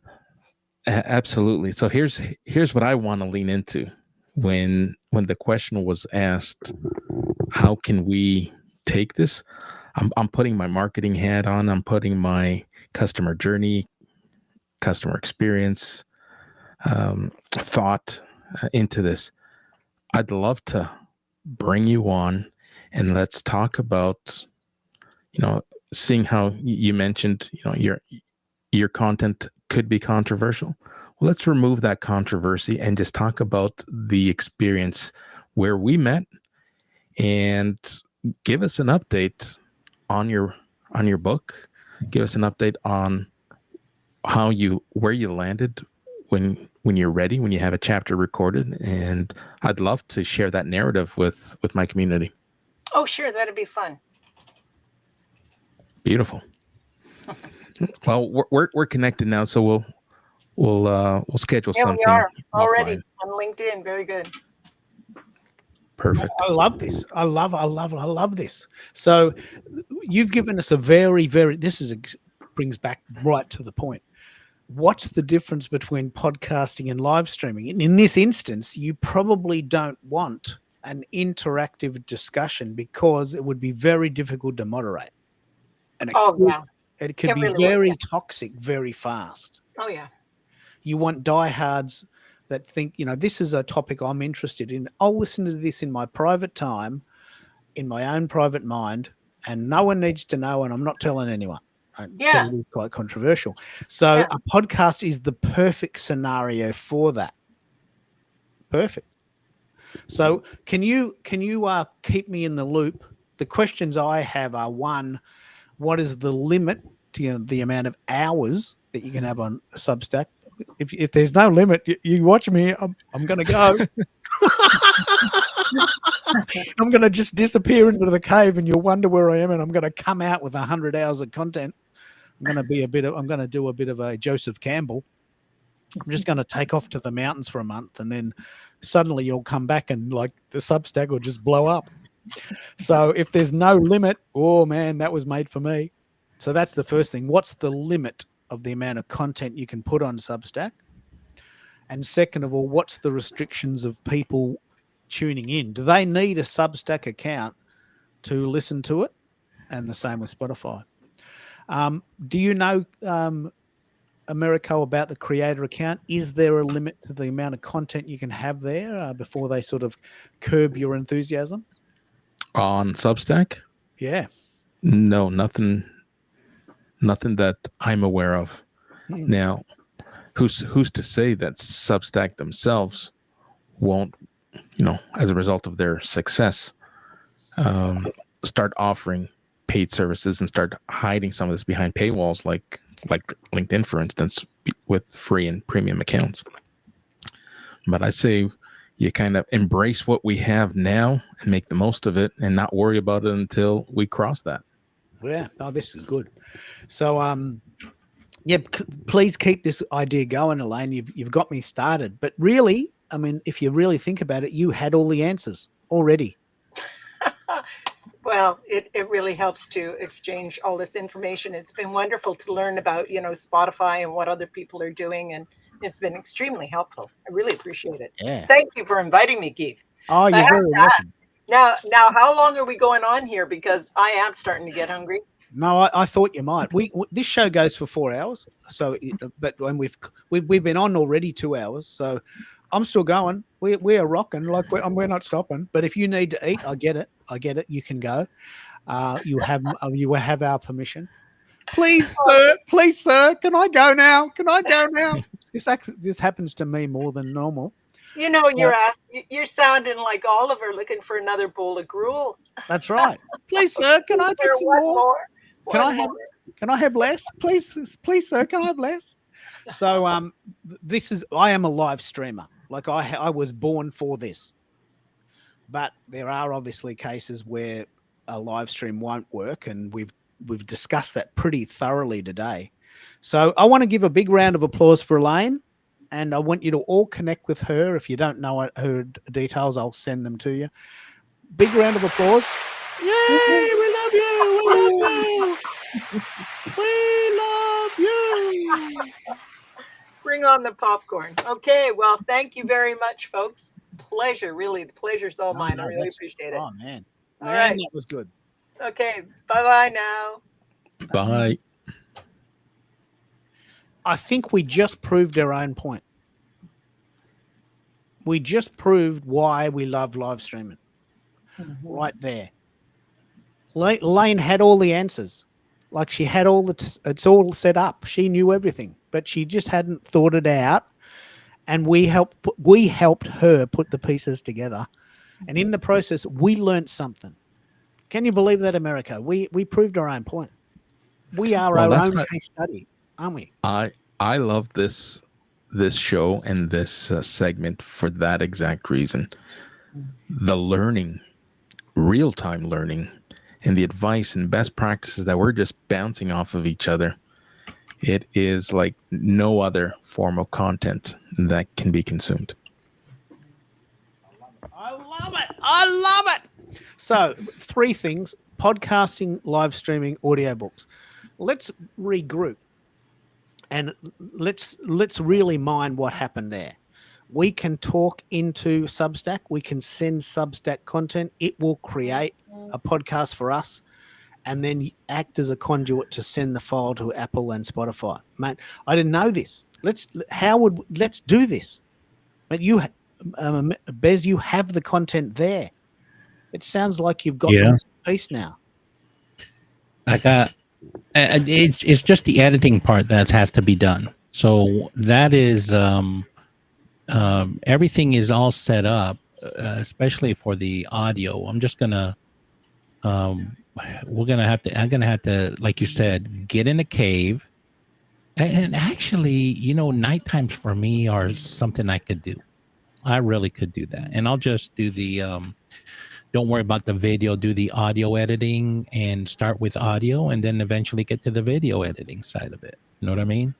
Yeah, they are 2 very different things. Mm-hmm. 2 very different audiences. And Right. I want to actually chat about this. There's a concept called flow.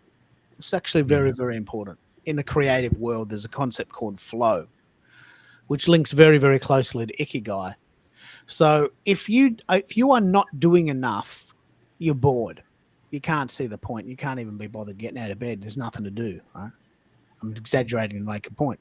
If you've got nothing to do, there's no reason to get out of bed. You don't do anything. You don't have a shave. You're a bit of a sloth. And a lot of people are like that. But the middle bit, flow, the middle bit, is when you've got enough to do, but not too much to do. Like you're in the zone. And I've been in the zone a lot because I'm a creative person. And my life is about flow. So I say, okay, from 10 till 2, I'm doing this show. I'm not doing anything else. I've got nothing else to do. I know I'm doing it. And I allow time for that flow. Beforehand, I can do other things. Afterwards, I can do other things. But between 10 and 2, I'm in flow. I call this chunking. I just made that word up. But, I chunk out time and I know I'm doing it. What happens sometimes to me as well is that I do too much and I get a bit overwhelmed. And this is possibly where most of us live. We live in this, oh no, there's so much to do. I don't even know where to start. So I'll just do nothing. I'll just watch the game. The grand final's coming up. The Australian Super Bowl, if you like, is in 2 weeks. And we're all just going to sit on the couch and eat popcorn for 3 hours. Because, sometimes it's just good to do nothing. And that's a burnout, right? That's just burnout.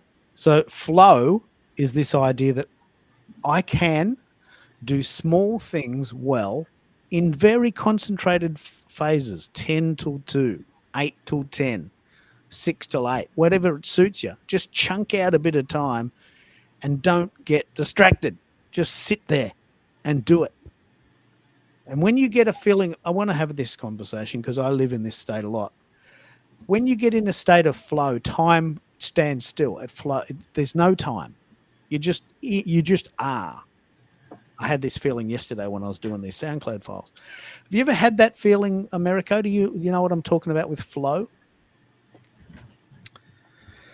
I wasn't really sure that it had a name or a definition, but what you're describing has definitely happened, and I could say that I've experienced it. But to say, what is it called when X, Y, and Z happens in this particular order, I did not know that it was referred to as flow. Yeah. So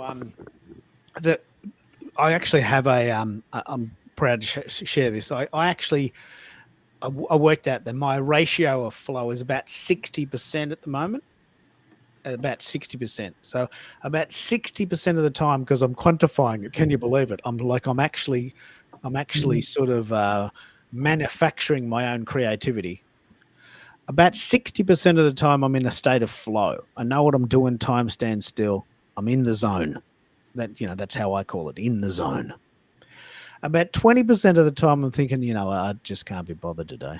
I just cannot be bothered. Don't bother me. Don't call me. I want to get out of bed. 20%. And about 20% of the time, oh no, it's so much to do. I so much. I'll just close the door. Don't call me. Don't ring me. No, it's just too much. Right. And my goal is to get those 20% down to 15% or 10%. But a lot of people live in that sort of overwhelm moment all the time, and they don't know what it is. They're just always busy. They're always busy, but they never seem to get anything done. They're just sort of on a hamster wheel. Right? Yeah, there's being busy and there's being effective. Yeah. So once you understand the concept of flow and you can measure it. So I mean, it's amazing that I can measure it. I'm in flow 60% of the time. And I know this because I'm measuring it every day. And 20% of the time, I've got to be honest, I do feel a little bit depressed. It happens to everyone. And I feel, a lot's going on. I don't know if I want to, I'm going to lock the door. I'll keep to myself. About 20% of the time, we can say this because we're friends. And about 20% of the time, I'm thinking, oh man, there's so much going on. I just want to sort of coil up in a ball in the backyard. And I just want to forget about the world and just sort of forget that I don't even want to talk to anyone. Right? But that's not the majority. That's not how I live. It's just in a process. And once you understand that you've got 3 choices, you can be in flow, you can be depressed, you can be anxious. I'm putting this in very simple terms. I choose flow. So every day I ask myself, how can I increase that 60% to 70%? This is my goal for 2026. I don't like being depressed. I don't like being anxious. How do I minimize that? Right? Luckily, we live in Australia, which is a nice place to be. That's one power hack. Um, just move to Australia or Canada maybe. But what do you think? What do you do, America? Do you sort of go with the flow, or do you have a bit of a plan? Do you acknowledge your creativity, or is it just sort of happen when it happens and you just sort of bounce around? I mean, I'm very interested in this now because I'm a very deliberate creator. So, to the best of my ability, I try to go with the flow because it is the one that offers the path of least resistance.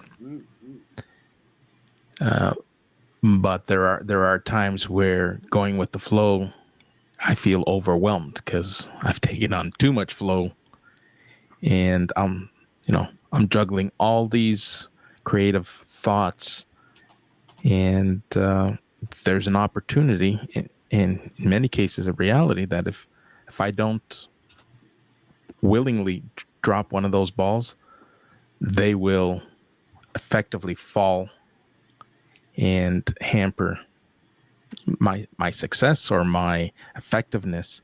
So it's really about going with the flow, but knowing when to pivot, knowing when to let go, knowing when to pause, and knowing what to prioritize. It's like, all right, you got all these great ideas swimming in your head, Americo, and I'm going to refer to myself in the third person here, but that's the thought that goes in. It's like, all right, what are you going to let go or put to the side so that you can put all your time, effort, and energy in something else that you believe deserves that attention. I love this discussion. I think it's a very important discussion for us to have as a community for each other, because I know a lot of people. I know a lot of people that live constantly in overwhelm, and they never seem to get anything done because they're always chasing their tail. Right? And I don't want to live like that. And I also know a lot of people that are so apathetic about life that they just never get started. They just can't be bothered. I know a lot of people like that, and I sometimes live in that zone, which I'm not proud of, but it does happen. So I want to be sort of like a voice of reason there and say there is this middle bit called flow. Could be called many things, but I call it flow. What do you think, Lachelle? I'd love to hear your thoughts. I mean, with 15 kids, you must have a pretty powerful strategy to deal with everyday life. How do you stay in flow, and how do you avoid overwhelm or just getting depressed about the state of the world? Well, I think it's actually what happens here is being around your community in real time, So while we were having this discussion, I was able to upload my podcast on Substack. So I was looking for the RSS feed, I got it, and I added it to my Substack account. So there's something about the energy when you are with community that you have this, everybody's energy comes together to allow you to do things that if you waited to do it by yourself, that time would never come. So I intentionally create opportunities for me to be in community so that I can have those opportunities take place, because there's a lot of bottlenecks that happen where, I could get off the call. Yes, I want to do the Substack, and then, something is going on with my kids or my husband or some other family member. So there's nothing like being able to do things in real time. And when you're in a community that challenges you to get out of your comfort zone, then you're able to grow and do that every time you connect. I love this because what happened with Elaine was very, very cool to see. We all learnt something, and what you did was you took the initiative while you were listening to her, and you says, "I'm going to try that," and you did, Hmm. and you did it like right there. How cool is that? You did it right Yeah. there while we were in the call, because you know that, and I've noticed that's your style. You actually do things at the time, and you sort of solve a few mysteries in the moment, don't you? Yeah. I mean, I think because, again, see, that's that momentum that you have with a group that when you get off the call, it's like, oh, I need to get something to drink or do this. And then you start thinking about what you can't do instead of keeping that momentum of what you can. So Yeah, that's my secret is collaboration because I was the bottleneck in so many areas in my own business and my personal life when I was doing it all by myself. So that's totally I've done a 180 with that. I just don't do that anymore. I love it. And now that Bez is on the call, Bez, we had a massive discussion. I'm so glad you're here with us. We had a massive discussion that of two things. Lachelle is in Atlanta, so she's in your zone, so you can do a Keithy. But second of all, she loves sound. What is it called? Clubhouse. She loves Clubhouse, and you are the only person that I know that loves it as well. And so there's two things. You live in the same town. You both love Clubhouse. So we have challenged ourselves to call on you to Mhm. infuse us with a love of. I actively dislike it, but I'm very open to trying it again. So Why let's do you dislike it if it's audio? because it's on my phone. It's really hope, and you may not know this, but Clubhouse is really hopeless for Android users and PC users. The experience on the PC is awful, and it's very subpar for Android users. We Lachelle, do you have iPhone or do you have Android? iPhone.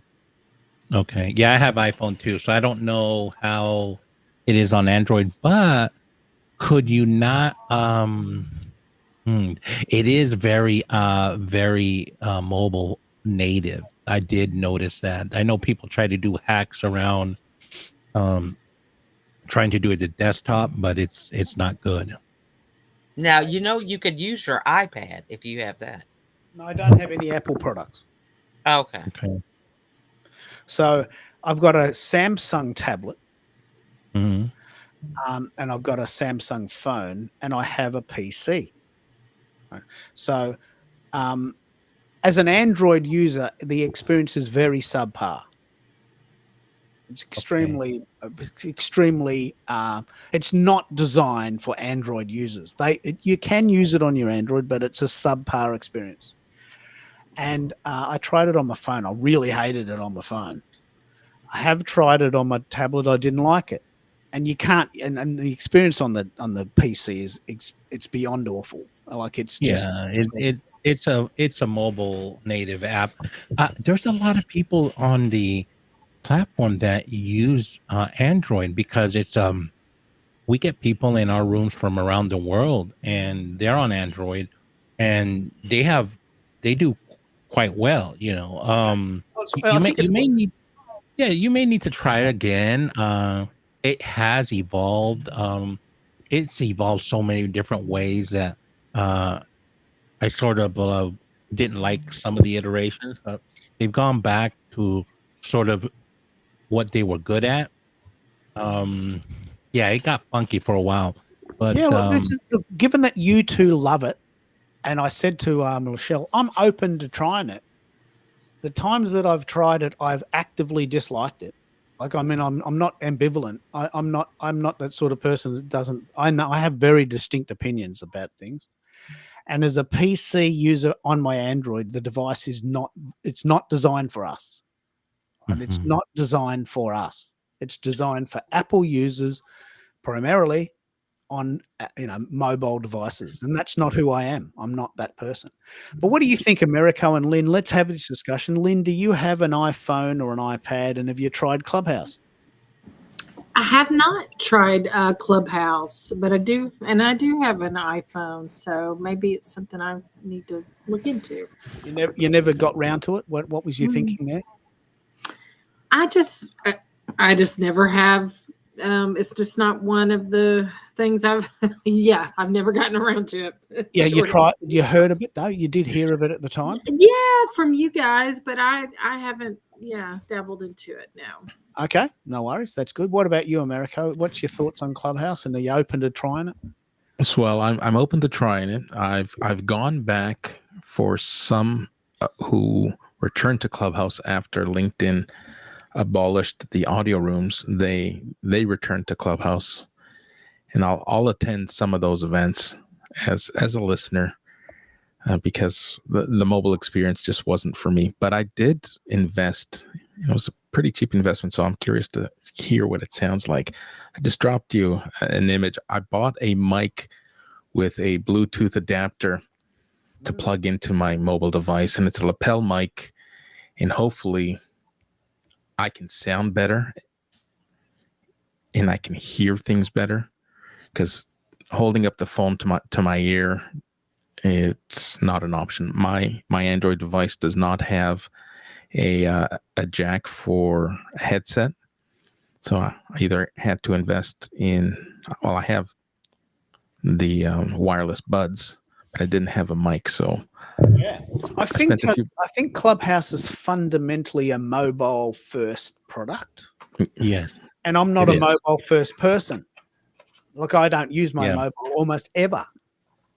And I remember buying a tablet because Twitter Spaces was on phone, and I had a real lot of trouble getting that to work. And then I bought my tablet to use with LinkedIn audio, and that was good. But I think the ecosystem, the ethos, the functionality, the CX it's designed around mobile users, and I'm not a mobile user. Look, I mean, I have a phone in the same way that I have a car and a TV, but I hardly ever use my phone, and I don't like using it. So it's not designed for people like me. I don't think it's not designed for me. But I'm open to trying it, given that there's people here. My main concern is starting again. I've got about 6 followers there. And the thing that I've found, and this is possibly an Australian thing, everyone I've spoken to said, "Oh, I don't use it, Keith." Isn't that an old thing that happened 5 years ago? Everyone I personally ask say this. It wasn't. Well, it started 5 years ago, but it was pretty hot. I mean, it was invite only. It was hard to get in. It was online. They played it really good. They just failed to. They weren't. They didn't really have a marketer. They were more of an engineering bunch, and so they missed a few cues on the marketing side, and which Worth could have. $4 billion at one time. $4 billion. Yeah, exactly. So You want to jump in, Sherry? I know you love your phone, and you're often on your phone, and you're probably on your phone now. Do you use Clubhouse, and do you like it? And what recommendations do you have for us that don't like it? Well, this is very old information, but that was like the first platform where I actually performed music. And the sound quality was like really, really good. It was probably like the best platform. But then when wait, they changed, when they changed to leaving like voice messages, I didn't like that, so I just kind of stopped using it. I like texting more. The private messages, and also the whole community became quite toxic. People were that attacking one another, and it's really not very fun to be there anymore. So I kind of just well, it was like Twitter. I mean, you're gonna yeah. find rooms that are horrible. I just stay away from them. It it it. I'll tell you this, Keith. The Hey, Clubhouse may not be for where you, y'all at? Oh, y'all in the but trailer. you hot mic, Lachelle, Hey. hot mic, hot mic, Oh, I'm Lachelle. sorry. My grandson's on the thing. No, I'm no sorry. worries.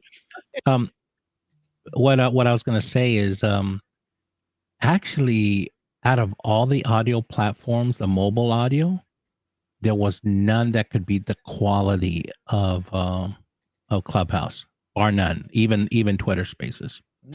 From an audio file perspective,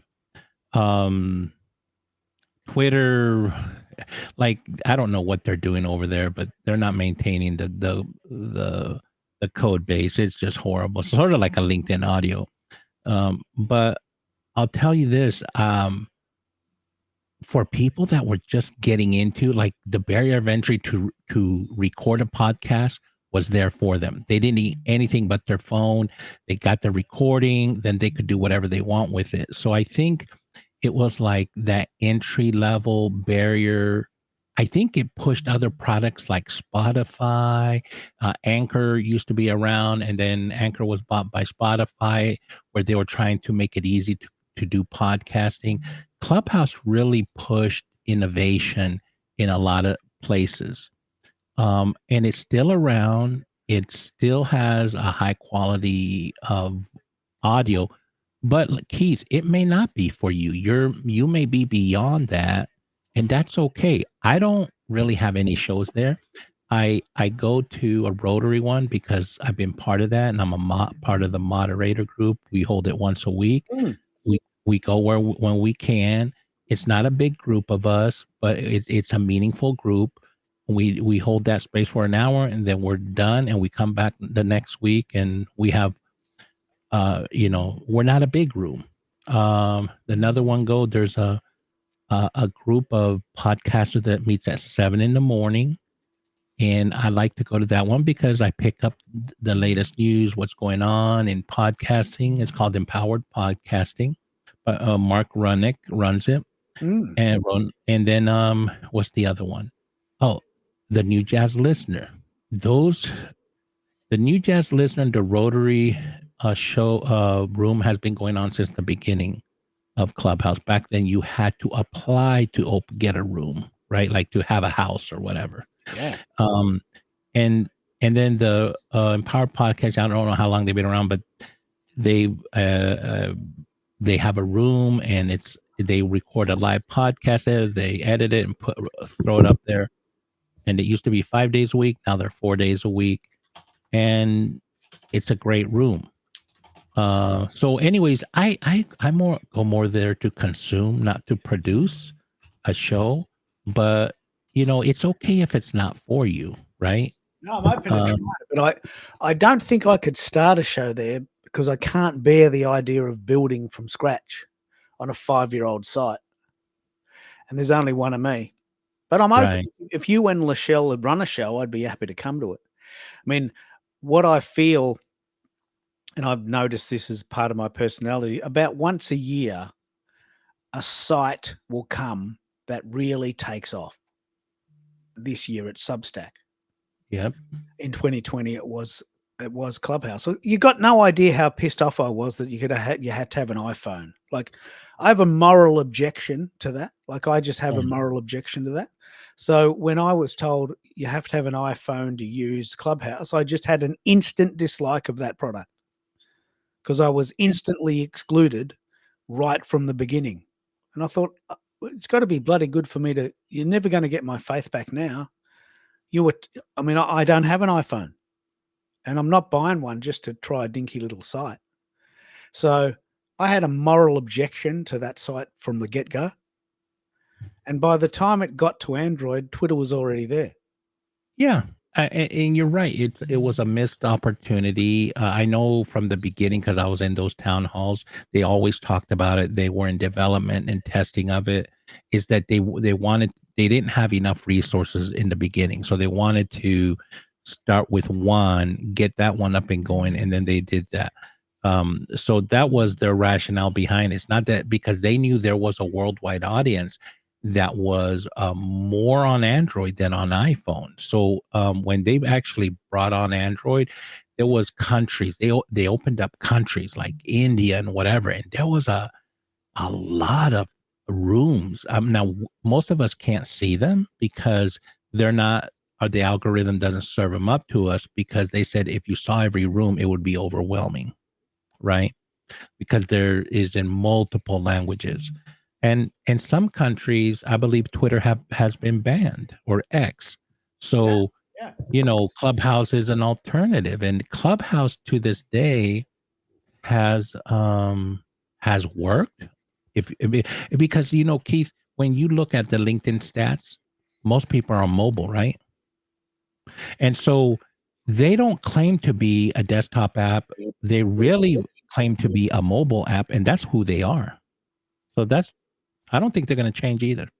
No, that's true. And so it's a little bit like going to a restaurant and saying, hang on, I don't like Indian food. Well, you're in an Indian restaurant and you want to have pizza. So, Clubhouse went to market as an iPhone mobile app. Right? I don't like phones, and I don't have an iPhone, so I wasn't obviously their target market. I wasn't going to buy an iPhone to try Clubhouse. Chocolate Johnny was trying to push me into it. He's got an iPhone. A lot of Aussies do. So it was quite popular here. But what I'm interested in is if it's still going, I'd be happy to try a room. But it was a discussion Lachelle and I had, because I know you love it and she loves it, like off the I, charts loves it. I don't know if I love it, because if I loved it, then I would be producing shows there, right? I think LinkedIn is my platform, and I'd rather stream into LinkedIn, right? Yeah. So it's just it's an option for me, right? And that's all that is. And remember, Keith, I think I've gotten away from being all enamored about one platform, because my mentality is that it's rented land. It's top of funnel for me, right? And so I have no loyalty even to LinkedIn, even though as much as I like it, I don't know if they'll kick me off one day, or they'll shut down. I mean, that's why I Keith, and I hope you do this, Keith, periodically download your list. You can download your file from LinkedIn, because you're growing. Imagine if one day they don't like you anymore. Well, at least you downloaded your file, right? You can at least reach out to them, put them on your Substack. Let's have this discussion. How are you going with your email marketing? Have you had a chance to push the needle there? Well, okay, so I'm starting that path. I had a hiccup with a little bit with I'm connecting Go High Level, so I'm going to use that platform. I was going to go with ConvertKit, but I got an opportunity to get a hold of a Go High Level account. Somebody gifted me one unexpectedly, so I was like, "Well, sure," you know. And come to find out, you know how everyone's raving about school? Yeah. Well, have you noticed that if you get into the community feature of Go High Level, I think now they're calling it High Level, it looks eerily similar. Has anybody noticed that? It's probably a WordPress plugin. I don't use either. But tell me about that. Tell me about School and Go High Level. Why do you love them? Well, I'm not saying I'm testing School right now as a community platform, but Go High Level has a lot of features. One of them is community. And when I look at it, it looks eerily similar. Like School looks like Go High Level, like from the community platform, but it's only the community platform. So I'm wondering, because it's not a WordPress plugin, they're not WordPress, or it's their own stuff. But I'm like, well, why do I'm having a lot of questions right now, but I do realize that on School they do cross promote each other's communities. People sign up that way, but my community is going to be paid. So I don't know if I'm interested in splitting my time and having a free community, so that's where I'm at right now. Well, this is a very good discussion to have. Many people might not have heard of either of these. School with a K is a very cool site. Is it Russell Brunson? Is that Russell Brunson? No, it's a whole different team. Okay. I thought School was started by Russell Brunson. No, not at all. I think the major investors, well, Alex Hormozy is a big figure there, but it started before him. There was and now it's interesting because you can do live shows through there. Yep. Now, and you can stream live within the School community. Now, you'd have to have a community, right? Says Sam Owens is the founder. Right. Okay. So here's one way to experience this. Madeline Sklar has a free community, and she's going to start doing some live streams within the community. Now, she manually approves every single person that comes into her community. So she's make sure that the right people are there. So that might be a good community to join, Keith. Uh, I don't know if you have her link, but I mean, if you want to see how school looks like, right, and some of the features. School is $97 a month. It'd have to be bloody good for that price, I reckon. It'd have to be really good to pay that Well, money. I reckon. right now, okay, so I'm testing it a 3-month version of the $99, $97 for, and I'm testing it out. But I may downgrade it. They came out with a new account that's $9. Oh, wow. Yep. Yes. And now you don't get your own domain. And if you don't care about that, like on school, like, school.com/Keith Keller, if you don't care about that, then, I mean, unless you're worried someone's going to take away Keith Keller. I mean, so it's all up to you, but, and then there's some other features you don't get, but you get some of the major features. And one of the features one of the things that they do, Keith, is if you get the $9 one, they charge you, like when you run transactions through them, then I think they take 10%. Ah, yeah, okay. Yep. Yeah. But if not, your Stripe, they don't take anything. It just your own Stripe gets hit like 3.5%. That's it. They don't take anything off it. Okay. Okay. So the $9 version, they take 10% of whatever you make, but the $97 version is free transactions. Mm-hmm. Oh, that's pretty good.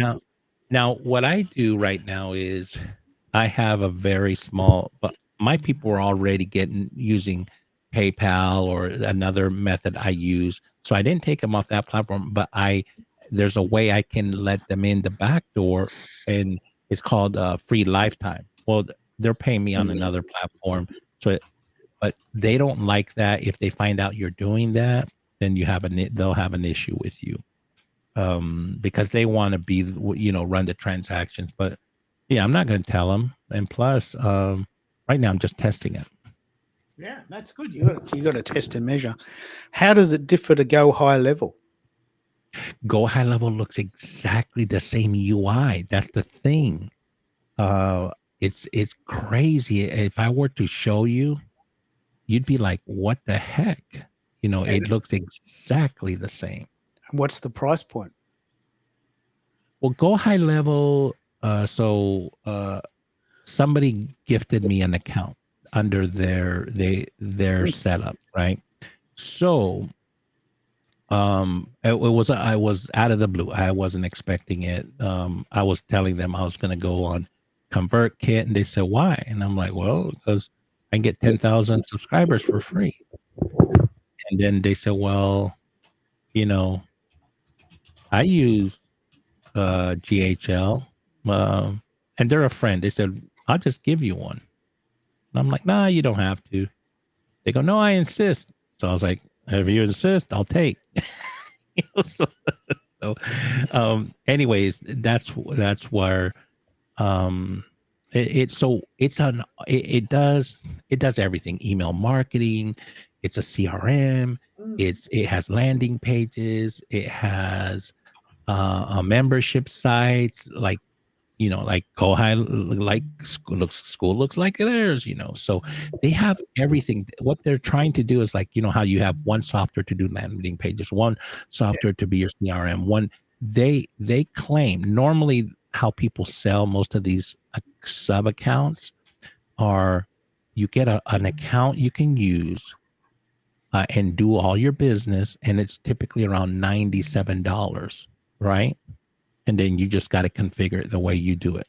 Some companies come in and say, "Hey, for about 130, I'll give you support and help you guys out."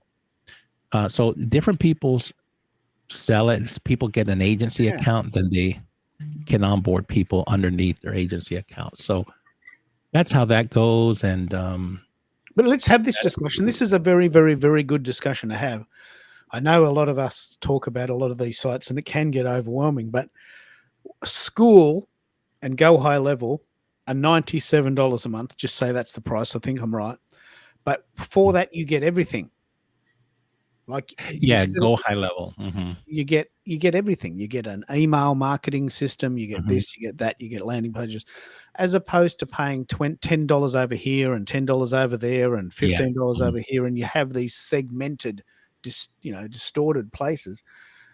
The value proposition of these sites is that in one place, Kajabi does the same thing. Yeah. One place, you have everything for one price. It's one price for everything. Right. And I'm just wondering if the other groups have heard of either of these, or if they've got a secondary version. Have you heard of School or Go High Level, Lachelle? Have you heard us talking about these? And do you know anyone else using these sorts of things? Yep, I have heard of both of them. I actually was invited to a school community, and I have not really interacted on it at all. The Go High Level, I've just heard about a lot of people talking about it, but I've never seen the interface of really either one of them. I think the school one, though, it is very engaging with sending you emails, because I got added to a community. Have not really interacted with it, but I get these emails letting me know when activity is happening in that community. But that's about all I know. Yeah, this is what they're selling. This is the basic essence. There's about 10 of these. Kajabi, Heartbeat. There's so many. But what they're basically selling is a one-stop shop. They're all virtually identical, and you only need one of them. So I'm hearing quite a lot about School with a K. And I've heard a lot about Go High Level. The things that I've heard is that it's really, really, really, really hard to use. And that's most people have just put it in the too hard basket, even though it's got a lot of features. The other two that come to mind are Kajabi and another one called Heartbeat, but they're all the same. They're basically a community site for a monthly fee, and they do it. You can do everything in one place. Now, there's value there, except that you're paying from the start. And I'm interested, Bez, where you might take this. Are you going to turn this into a community and obviously charge for it to sort of recoup that monthly fee? Well, if I'm testing it, if I'm what's hard is that and they're supposedly be coming out maybe in October, is that school does me no good if I can't have tiers, right? And right now, even though I set up two different groups, you only see my my low end offering, right? But I do have a 1 year program, which is quite so. That is that's you people can't really see that. They only see my monthly my Netflix. I have a group coaching program that is month to month, but it's quite different than my 1 year program. One's a program, one's a month to month type of thing, right? So yeah, it's Well, let's have this discussion. Lynn, have you thought of having a community? Do you belong to a Kajabi group or a Heartbeat group or a Go High Level group or a School group? Have you heard of these sites? I have heard of them here, and no, I'm not a part of any of those groups. Um, and I don't know that is necessarily something I really would want to focus on right now, because I think Lachelle kind of said it perfectly earlier. Focus on, put your focus kind of on one thing at a time. And that's what I'm doing. So my focus now is LinkedIn, Substack, and that's my focus. I love it. I think you're right. I think it is a distraction. But have you ever been invited to join one of these groups? No, Okay. Right. So the basic premise of these sites is once you become quite well known, Mhm. people will want to hang out with you. Right? Now, Ooh. you can hang out with them on LinkedIn. Mhm. But what if LinkedIn says, you know what, we don't like travel agents anymore? Travel agents are banned on LinkedIn. Aussies are banned on LinkedIn. If you like chocolate ice cream on a Sunday afternoon, you can't use LinkedIn. You know, silly things. People have been banned for silly reasons like this. So Kajabi and School and Go High Level and Heartbeat, these are all places that says, this is where I hang out. This is my place. This is my house. Right. I'm surprised there's not a community platform called House, although that's a, you'd imagine being able to buy house.com and it costs you like $1 million. So these are communities that says, look, you know me, you know what I'm doing, you know, you trust me. So why don't you hang out with me and I'll build this site that suits us. We're not relying on LinkedIn to be benevolent and say, hey, you can still do events if you want to, but they could take that away. So a good example of this, probably the best example, is a business called Business Chicks. This is an extremely good example of this model. So Business Chicks is a group of Australian women that all want to be better, and they have a mentor who wrote a book. And for $20 a month or $200 a year, they have events and they hang out in this very lovely site full of hot pink, colors. And from what I understand, she's got about 10,000 members, right? So 10,000 members pay $20 a month to hang out with other business chicks who are very relatable in the colors you understand. And she makes 20 times 10,000. What is that? That's $200,000 a month. Right? I could live on that. So these sites are designed for, what's her name? Emma. I know her name. She's written a book. I'll come back to it. But have you heard of Business Chicks, Bez? Do you know this example? Never heard of that group, but I know a lot of chicks who are business owners. I mean, Lynn's one, right? You know, Yeah. So Lachelle's one. You know, Yep. this is Sherry's amazing. one. Business Chicks. This is a very good example of the community idea. Like, we are at a level and we're hanging out on LinkedIn. But what happens if LinkedIn decides, you know what, we don't want you to be talking about this anymore. And we're banning LinkedIn of live events about anything except recruiting. Oh, that's all right. I know a few recruiters, but I'm not a recruiter. So these sites, and I don't know which one she uses. Emma Isaacs is her name, Emma Isaacs. She uses this site called, she's got a site called Business Chicks. Now, she has 500,000 members. Right? Now, not all of them are paying, but even if half of them or 1% are paying, I'll find out how many are paying. But she's got 500,000 members, women who want to be better, make more money, be better mums, blend business and very targeted market. She couldn't run that business on LinkedIn. She couldn't. She's gone beyond LinkedIn, right? So the membership is I think $20 a month, and $17 a month or $199 a year, right? Now let me see if I can get some numbers on that. But it's very, very good value if that's your thing, right? And you wouldn't need that many of them to be making money at that, like $200 times 1,000, say. You got 1,000 members at $200 a year. Well, there's 200 grand a year, right? You have a course once a week and a dinner in the city and, maybe a cruise. So this is a different zone. These people they've gone beyond creators. They've gone to the sort of level of superstar, right? So Emma Isaacs has now a community of 500,000 people, some of which pay the $200 a year. Right? And these sites are designed to house that, to put it in one place. $200 a month sounds quite sensible when you're thinking that she's making $200 a year times 1,000. And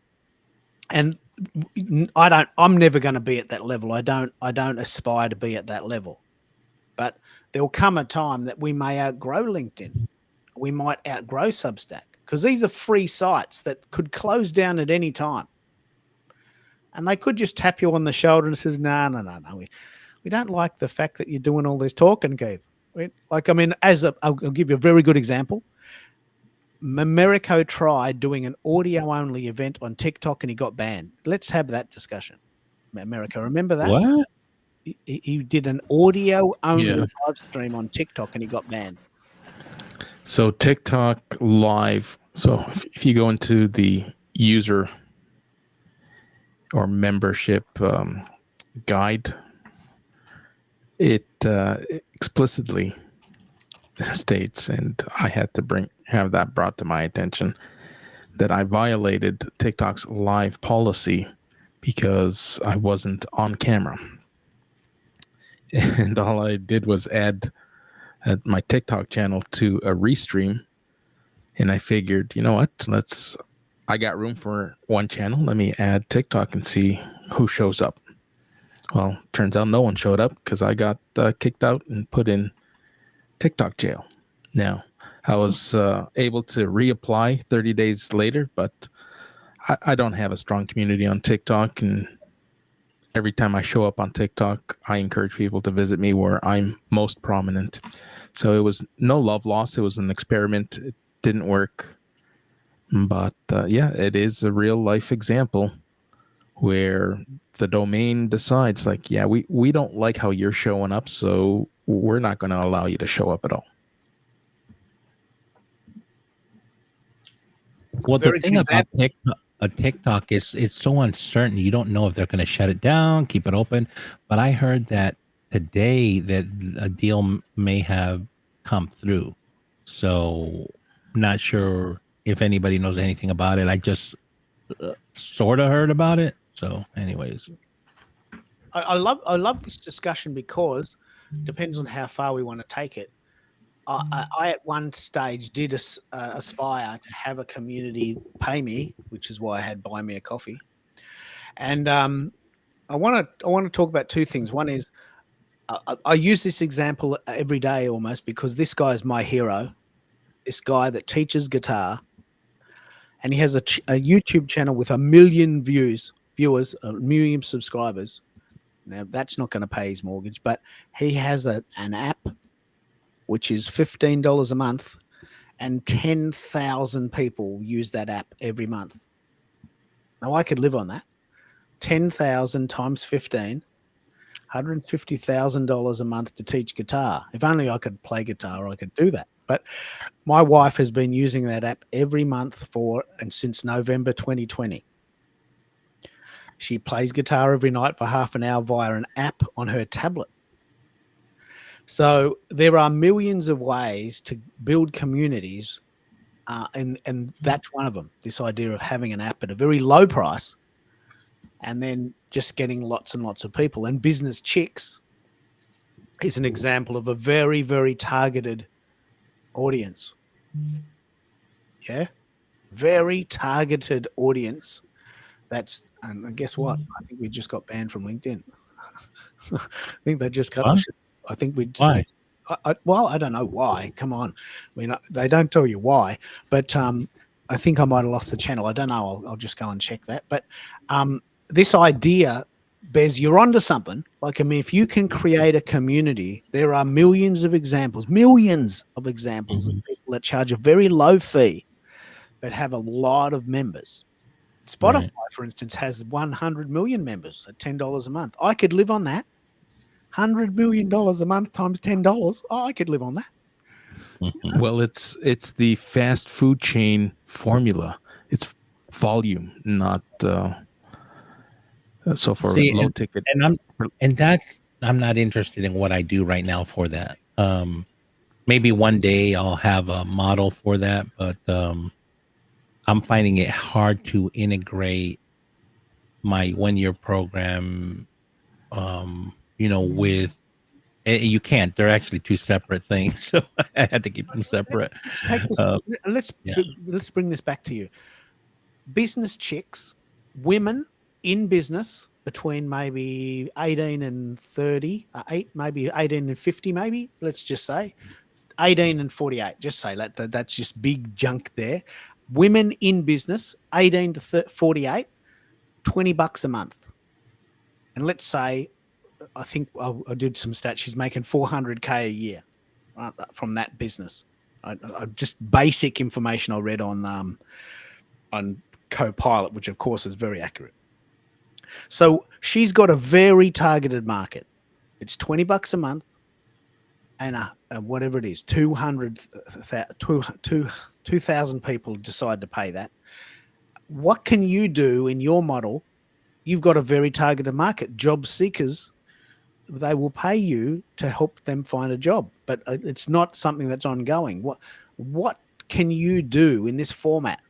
What that gives something to people for a small fee that they can't get without you?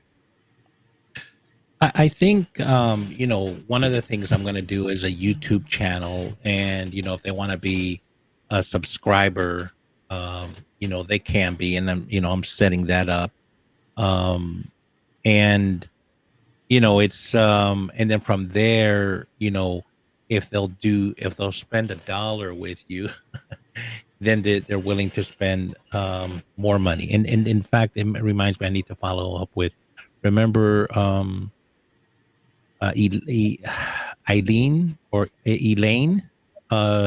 She had the avatar with a hat, and she was a product manager.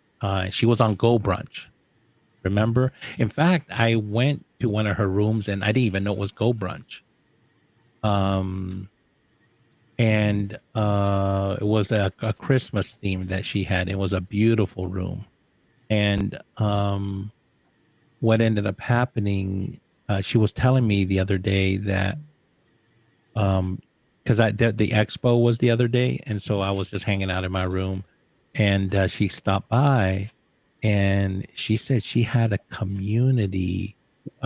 She got laid off 2 layoffs ago, and she said, "Look, I had a community of other people, and she said it grew up. It was like tech people, and they were all looking for jobs too. And it grew to 200 people."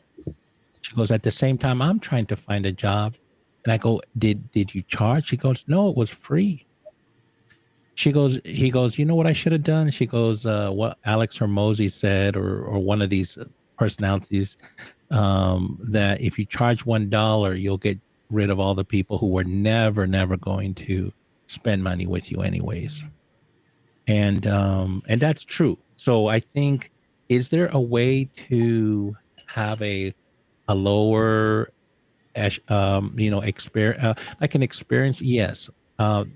That one, unfortunately, or for me, I'm willing to go down to $99 a month. And I know some people would say, "Well, why don't you go to $50?" Have you heard of a I don't tripwire? know. Have you heard the phrase tripwire? Yeah, Tripwire. I'm thinking of doing, in that concept, doing a workshop that will, people say, "Well, I like the workshop. Maybe I'm thinking of doing one workshop a month." And then that way I can sort of go into, because that's why I'm going to build my list, right? So I can do one workshop a month, maybe charge $50, right? It'll Can be I like ask a you night. this? Can I ask you, what's the aversion to going cheaper? Does it feel like you're cheating? Does it feel like you've cheapened your brand? Is that the aversion to going cheaper? It's that time is precious, my friend. I Okay, so if I've got and it's a small group. It don't get me. I just started this journey, not even a year old, and I've got people in a program um that is an investment for a year, right? And that's where I try to spend most of my energy, and then I do split my energy with another tier group, right? The $99 a month group, right? And it's not like I put less energy. I don't cheat them either, right? They just get a different experience because I can't go as deep as with the ones with, that are in a program, right? And so we'll cover different things, because those in the program, they get more of a customized help, right? And so, and I can move things around for them. So, could I come in something less? Yes, I probably would be through, let's say, a YouTube channel where, maybe they pay $9.99 a month and they get a what they need, right? And I do that once a week. I could do that. But yeah, I gotta think this out because You it often talk about this kind of idea of a high ticket offer. I'm personally not into them, but I'm really interested. Why is there such a strong emphasis on the high ticket offer? Why not just do 1,000 people at $10 rather than 10 people at $1,000? well, because right now I only have um that takes a lot of energy to manage 1,000 people, Yeah. right? Yep. Yep. And it takes an infrastructure and systems and other people. You can't do 1,000 people by yourself. There's no way. There's no way. So I'd rather start right now slow Yep. with a Yep. few people and just go with that. Oh, I love this. Let's have this discussion. The there's a there's a big discussion in the coaching world of high ticket offers, small amount of people but high dollar figure, 10 people, $1,000 a week or a year, whatever you want, as opposed to what's called the long tail, which is small amounts of money but lots of people. Spotify, 100 million people. Business Chicks, 200 people's times $20 a month. Justin Guitar, $15 a month times 10,000. Let's run the room. What do you think? What do you prefer? Sherry, you're a big on building community. Which of the two could work for you? And have you got any experiences in community building, or are you part of a community that you pay for? And how are you taking that? I know it's part of your story, isn't it? I got you there, Sherry. I think she's on a phone, probably in driving. Americo, have you ever thought of having a community for a small dollar figure or doing coaching at a large amount of money, a high ticket offer? Have you thought of either? He had to step away. He put it in the chat, so Yeah. he had to step away for a moment. What about you, Lachelle? Have you ever thought of doing your own coaching program, or are you more a community member? I do both of them. And I like what Bez was saying around when you have volume, it is something that does take a lot of energy. Now, as I'm listening to you guys talk, there are a lot of things that we could automate that we probably aren't even thinking about, whether it is um, content that we can repurpose specifically for the community that we are catering to. There's just a number of things that when you begin to sit down and think about how you're going to serve them, a lot of the content, if it's something that you're an expert in, you have these resources that you just overlook because I think there's a lot of focus on being what's the word I want to say? We want to serve new content rather than serving our skill set that really is what the people need. So we go through a period of, oh, I've been doing this, or this is old, it's probably not relevant. And we think we have to do something new when a lot of the things that we've already created could be repurposed with a different spin that I could love be this. used for the community. I love this. I love this discussion because we've been doing things for so long that, just imagine being in Led Zeppelin and having to play Stairway to Heaven every night for 20 years. Just imagine. I mean, I know Robert Plant hates that song. So you've written this great song. I'm using this as an example, as a piece of content. It was fantastic in 1973 when it was number one for 10 weeks. But then now it's 2023, and you're thinking, that song's 50 years old, and I still get requested that song, and I hate it. So we do the same thing. We go, look, that was years ago. That can't possibly be relevant now. But there, we have come so far as humans in our own journey that we forget that some people don't know what we know. Some people don't know what we learned. We learned it and we just take it for granted. We put it in the shelf. So this repurposing is a really cool idea. And a lot of, do you have a library of content? Is that how you do it? Or do you serve it up as a bit of a sort of a throwback Thursday? Or how do you serve up your older content? And that's the thing that I'm working on now because I have a lot of old content. So I just served up some of that on Substack by adding my podcast to that. So I think, this is the thing that it can be overwhelming when you're constantly feeling like you have to produce new things Yeah. instead of thinking about, even if we think about show ideas. Okay, what are some things that we already have in our catalog, so to speak? How can we go deeper with the content, or how can we add an article that we did, to attach it to a video that we created? I think, again, this whole focus on the competition rather than looking at the content that we've created and who we're serving, that really can be a game changer, with you just going through and, even what taglines were popular. Can I make a t-shirt or a hat, or, something that I could put on a coffee mug? That's what's coming up for me. I love this. I just love this because I mean, I think one of the things I love most about the community is that we have this problem in Australia that I tend to underplay what I've been doing because we live in a culture where we underplay what we're doing. Australians are very polite and we're very subtle. But, if I've been doing this and if we've been doing this since 2006, then we probably know some things that other people don't know. And maybe we need to go back and talk about those. So, that discussion we had with Elaine, that was a moment in time that we could do again. Send your file to Substack. Substack will send the file to Spotify. I didn't know that.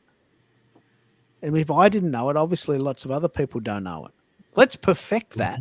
Let's do a show about it and turn that into a piece of content. Otherwise, it just gets locked in the middle bit because our shows go such a long time.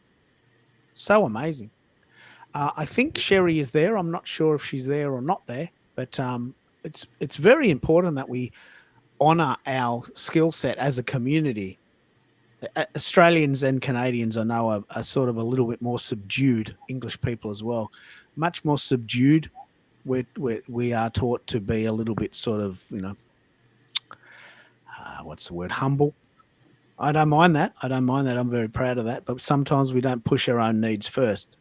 So, what I'd love to do is I'd love to talk about that in regards to the idea of repurpose 3030. Like, I noticed this today as part of the discussion about flow, that my energy runs in probably 12-week cycles. And I feel for me that the idea of anchor day has run its course for me. Like I've done it. I'm happy with what I did and I don't need to do it forever. So in November, I'm very, very excited about this. I'm going to pioneer this idea.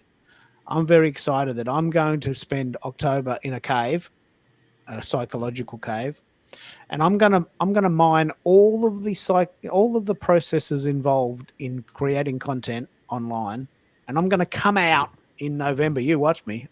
We like a lion. I'm going to come out of the cave in November and say, hey, guess what? I learned all these cool sites. You got to come to my show to be part of it. But I know that this is a pain point, isn't it, Lachelle? We create content on such a furious level that we never go back and pick it up again, do we? We're always moving forward. We never go back, Absolutely. we never go back and clean up the spare room, do we? There's Yeah, and I think when if you're doing content live, I think about my case, you don't have to edit, so you definitely are not going to think about, going back and looking at anything, right? If you're editing it, that's a little different because you're going to see that content again. So you may think a little differently. But if you're doing live content, that's even more the reason. It's kind of like the same thing of taking notes. I mean, I take notes all the time, but how often do you go back and read those notes and come up with something that you can create, that can help you to move further with those notes, right? Yeah, I'm so into this. I mean, if we talk about flow, I've decided for 2026 I want to move from 60% flow to 70% flow, and hopefully by 2028 80% 10-10 either side. Because you're always going to come across people that piss you off, and you're always going to have a bad day. But at the moment, I'm in flow for 60% of the time. But I'm going to spend October getting acquainted with all of the cooler sites, and then in November I'm going to pull apart. Look, it's going to be November. We would have been going 10 months already. Imagine how much content we collectively have there that we could resurface. And it seems a shame just to have it sitting there. A lot of it's not used. I know you're back, Americo. Have you thought much about the repurposing idea? Have you got some ideas for us? How are you doing it? And can you give me some sites to go and try in my cave days? The sites, I don't have any off the top of my head that you can take with you during your live sabbatical. But believe me, I will throw them your way once something does come up, because there's always something new coming up. And I mentioned earlier in the show, you lit a fire not only for yourself, but I will say for myself as well, because I look back at some of my content and some of it performed well, and even the one that didn't perform well, there's an opportunity there to refine it, retune it, and especially from my lens, I think I've improved and I've pivoted. If I compare myself today to myself in December of 2024, that there's an opportunity to repurpose and bring some of my content back to life in today's tone, in today's persona. So I'm definitely going to lean into that, and I'll probably, as the year kind of tails off, and I might recreate, regenerate, and repurpose from here on out in either small, bite-sized pieces. I've already taken my newsletter that I published last week. It was a reinvigorated, refreshed version of something I wrote over a year ago. There's a couple of ideas here. I'll throw to you, Bez, if you got to take the dogs out. But one of my goals this year, I'm very proud of this. Very, very, very proud. My goal this year was to get to 20,000 followers by 25, 25, 25, 5, 25, the 25th of the 5th, 25. And I did it, right? But now, and I'm so proud of this, yesterday I cracked 22,000. 20,000 followers by 25, 5, 25. Now I cracked 22,000. So that's 2,000 people since the 25th of the 5th that haven't heard of me. That's 2,000 people that have never seen my content before. So if I did just shows just for them, that's 2,000 new listeners. Yeah, 2,000. So as we grow our audience, new people will come that have never heard of us. Like I've just started on Substack. The people on Substack have probably never heard of me.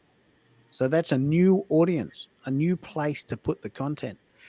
And I'm very, very, very excited about Substack. That's the one I'm really pushing on. So what you can do with Substack is you can add text, you can add an image, you can add audio, you can add video, you can hyperlink to outside links. it's a one-stop shop. It does everything. Like it is. Isn't it great?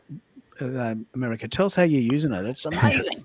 Yeah, absolutely. And that that is one of the examples. I am going to resurrect content that has never shown up on Substack and see how far I could take it. It's as much as I hate writing, for whatever reason, and maybe this could be a show of its own. I find it fascinating how I hate writing, but I love prompt engineering, which is writing in a sense. Yeah, But to good put challenge. to put my thoughts in a prompt and see where an AI can help start. It's like, all right, I have this idea swimming in my head, and here's where I want to take it. Can you get me started? And it gets you started, and then it opens up new ideas and gets new neurons thinking. It's like, all right, thank you. The light bulb comes on, and then I write my draft, and all right, here's what I came up with. Now, can you clean it up? Can you polish it up? Can you give it? Let me pick up on this. This is good. I want everyone to try this. So when I did my interview with Zara in the UK last Thursday night, that's how quick it was. I got a transcript using Otter. There's 100 of these, but Otter.ai gives you 10 hours of transcripts for free. And then for $20 a month, you can have 20 hours. Right? Anyway, so I took the transcript, which is just me talking and then Zara asking questions, and that looks pretty boring. I took that, put it into Word, and then I threw it into Perplexity. You could use Copilot or ChatGPT, and it gave me a 10-point plan of what I talked about in that snippet. Oh, I'm so excited. Rather than it being just boring words in a row, which is just a wall of text for me, there was, okay, Keith, you talked about this. You talked about this, and then that was that, and that was this, and this is the highlights. And the takeaway I got from here and the conclusion was, and in a 100-word paraphrase, it summarized the whole interview in 100 words, which I just put into Substack. I mean, it's unbelievable what you can do if you have the mindset to try. So my Substack blog has the transcript as it is, which looks pretty boring, but you can read it if you want. It has a 10-point plan. It has the originals of interview. It has a Google Notebook summary, and it has a really pretty picture. So it appeals to sort of virtually everyone on the planet. If you like images, if you like text, if you like words, if you like videos. And that's why I love Substack. You can put all variations. And in a way we should, because 50% of people want to watch videos, 30% of people want to read, and 20% of people want to listen. It seems a shame not to cover off on all of those. And Substack allows you to do that. And what Repurpose 3030 is going to be about is what tech do we need to do that? Google Notebook video summaries. No one's using them. They are so good. They take a 30-minute interview and summarize it in a 5-minute slide with pretty pictures and a cool voice. It's unbelievable what you can do. Now, this is what I'm going to do in October. I'm going to go into a cave, trial these sites, come out and share. But you got to try it. You know, you got to have the courage to sort of lock yourself out of your routine for a while. Luckily, I can. And very, very, very, very excited. I think we've covered off now on all of it. We've been going 3 hours. I've already had one sort of internet mishap. So it's probably time to wrap up. I might give everyone a chance to tell us what they thought the main points were and what could be a good show moving forward. Lynn, you've been a bit quiet there. What do you think of the main points, and what would you like to see us do again and as another show idea?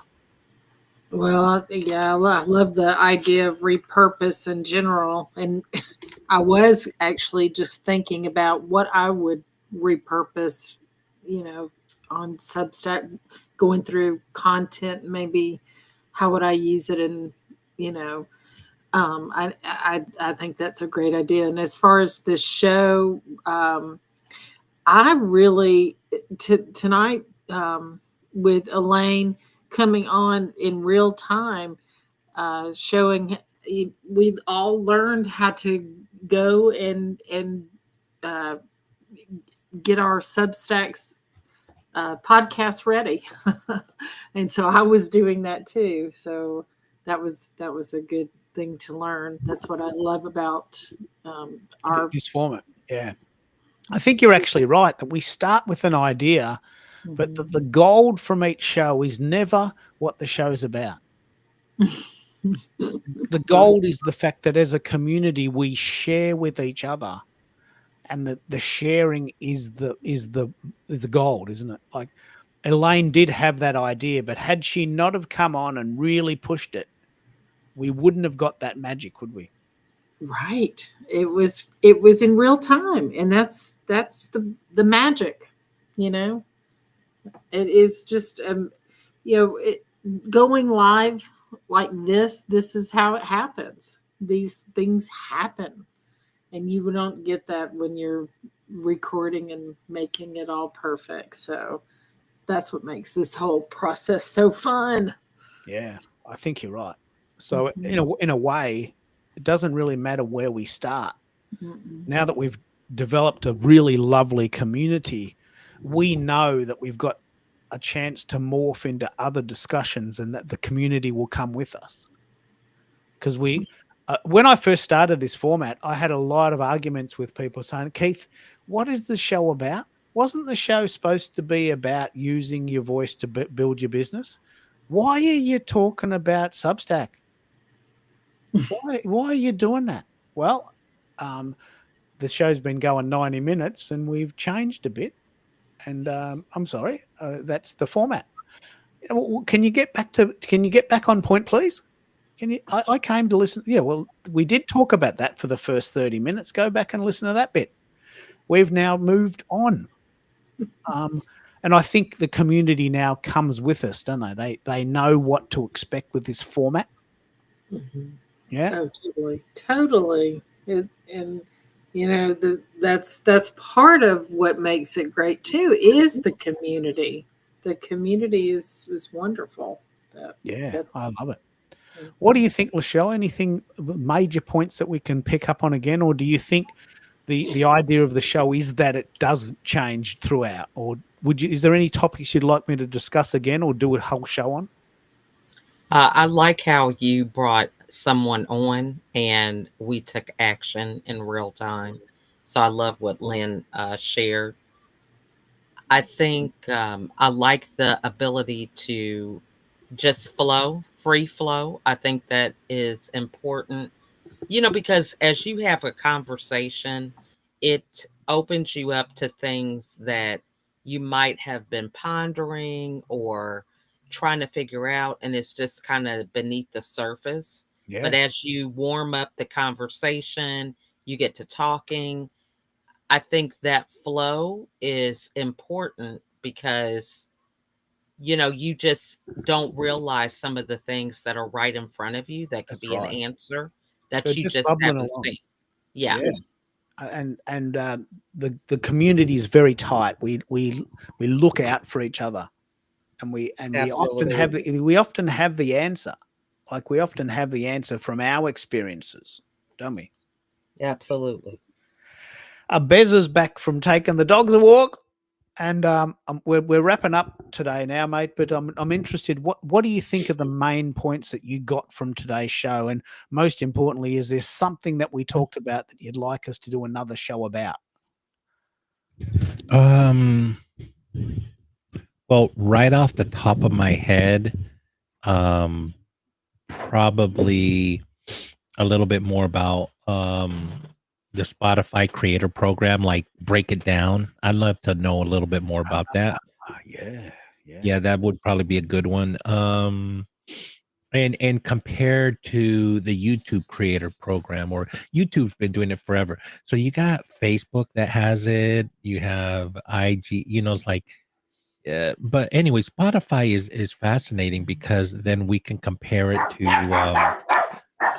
YouTube, because I think that's what they're trying to target. Do But you know much about the YouTube creator program? Because that could be our template. What do they offer? What um, do they make it very easy? I know they don't pay very much. well, actually, they're probably the longest creator program ever around, and everyone's trying to do. They pay out a lot of money to creators, and it's based on ad revenue. Yeah, But here's the thing about YouTube and stuff like that. People will tell you, don't wait till they monetize you.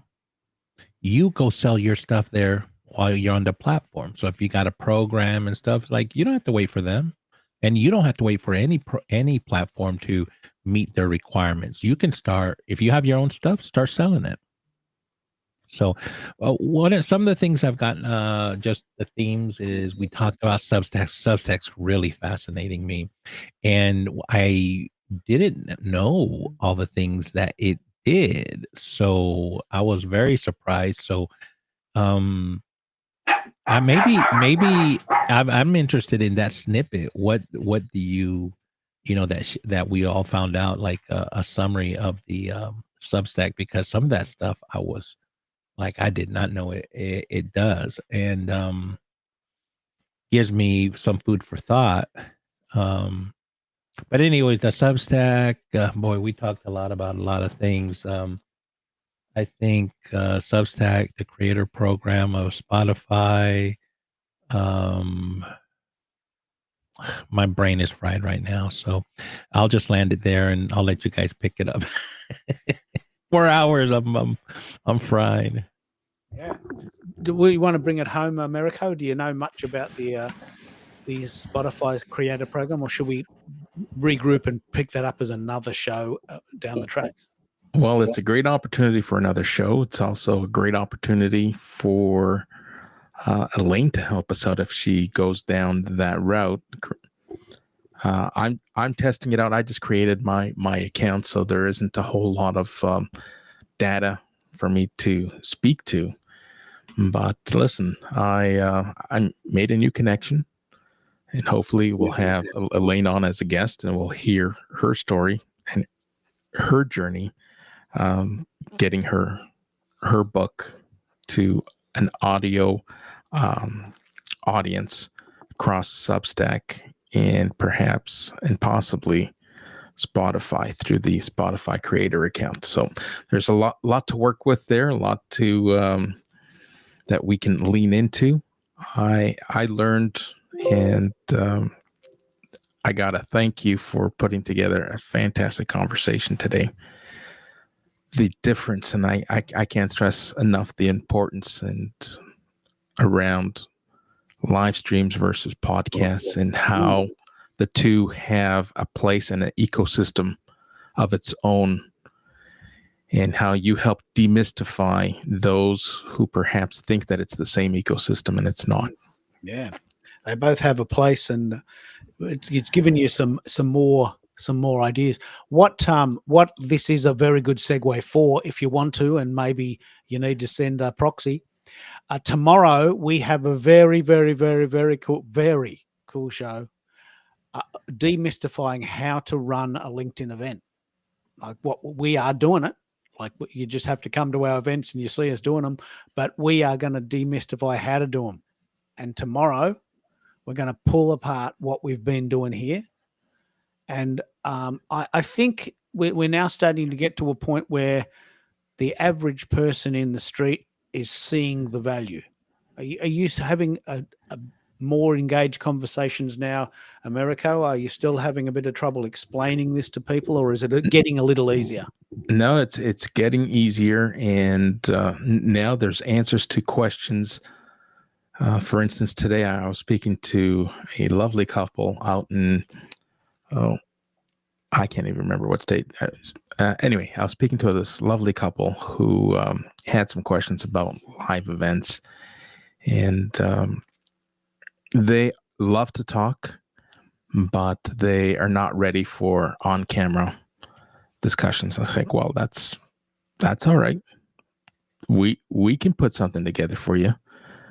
You know, audio events is still a vibrant community, whether it's through podcasting or just live audio, like the ones that I host, and take a look at some of the events that I host. And I, by design and purpose, I do some on camera and some off camera, so that I can not only answer the questions as to can this be done, but you get to see how it's done in different variations. So I'm looking forward to tomorrow's conversation. The conversations that I'm having are now, I think, more robust and more in line with the value that I'm looking to bring. I do have mics on the way. Well, I got to place the order tonight because the Behringers, doesn't look like the Behringers are coming anytime soon. So I'm going to have to come up with an alternative. But listen, today was fantastic. I am now searching, or I entered a query. Hey, what's a successful way to grow Substack? And that'd the be the one recommendation is, hey, leverage all your platforms and invite everyone to come meet you at Substack. So I tried that today. My LinkedIn post, it was an article, but it was just a teaser. It was a short form article. And I used it as a teaser, inviting people to come read the entire article or the entire blog post, along with some pro tips, and join me on Substack. I'm going to start doing more of that. I'm also ready to zero in and focus, and I know Lynn touched on this, and I'm ready to put up some headstones for some platforms that perhaps aren't working as effectively. I love that. Oh, that is a great idea. Rest in peace. Rest in peace. So I have a post in the works. I don't know that I'm ready to pull the entire plug, but I'm ready to turn my back to it and just put my offers and just have everyone join me either on Substack or join me on LinkedIn. I'm tired of spending effort and energy in platforms that just aren't performing for me. And so get ready. I've already created some AI generated headstone photos. I love this. They're We are beautiful. challenging each other to not believe the bullshit that people tell us and to test it ourselves. I've tested Substack. It works. It's working. 1,000 views in 14 days. I mean, it's a rocker. It's just really, really going well. And it's fun. So, I know it's a thing. So we got to share that miracle. 3.5 hours in, I'm going to go and have some lunch. A little bit of risotto left over from last night. Yum, yum, yum. Please come tomorrow if you can, or give us some names, because we know that the power of these shows is the live audience. So come tomorrow if you can, and we can pick it up again and share it again. So you guys take care. I'll play a little bit of theme music, and then I'll go and have a bit of lunch, I think.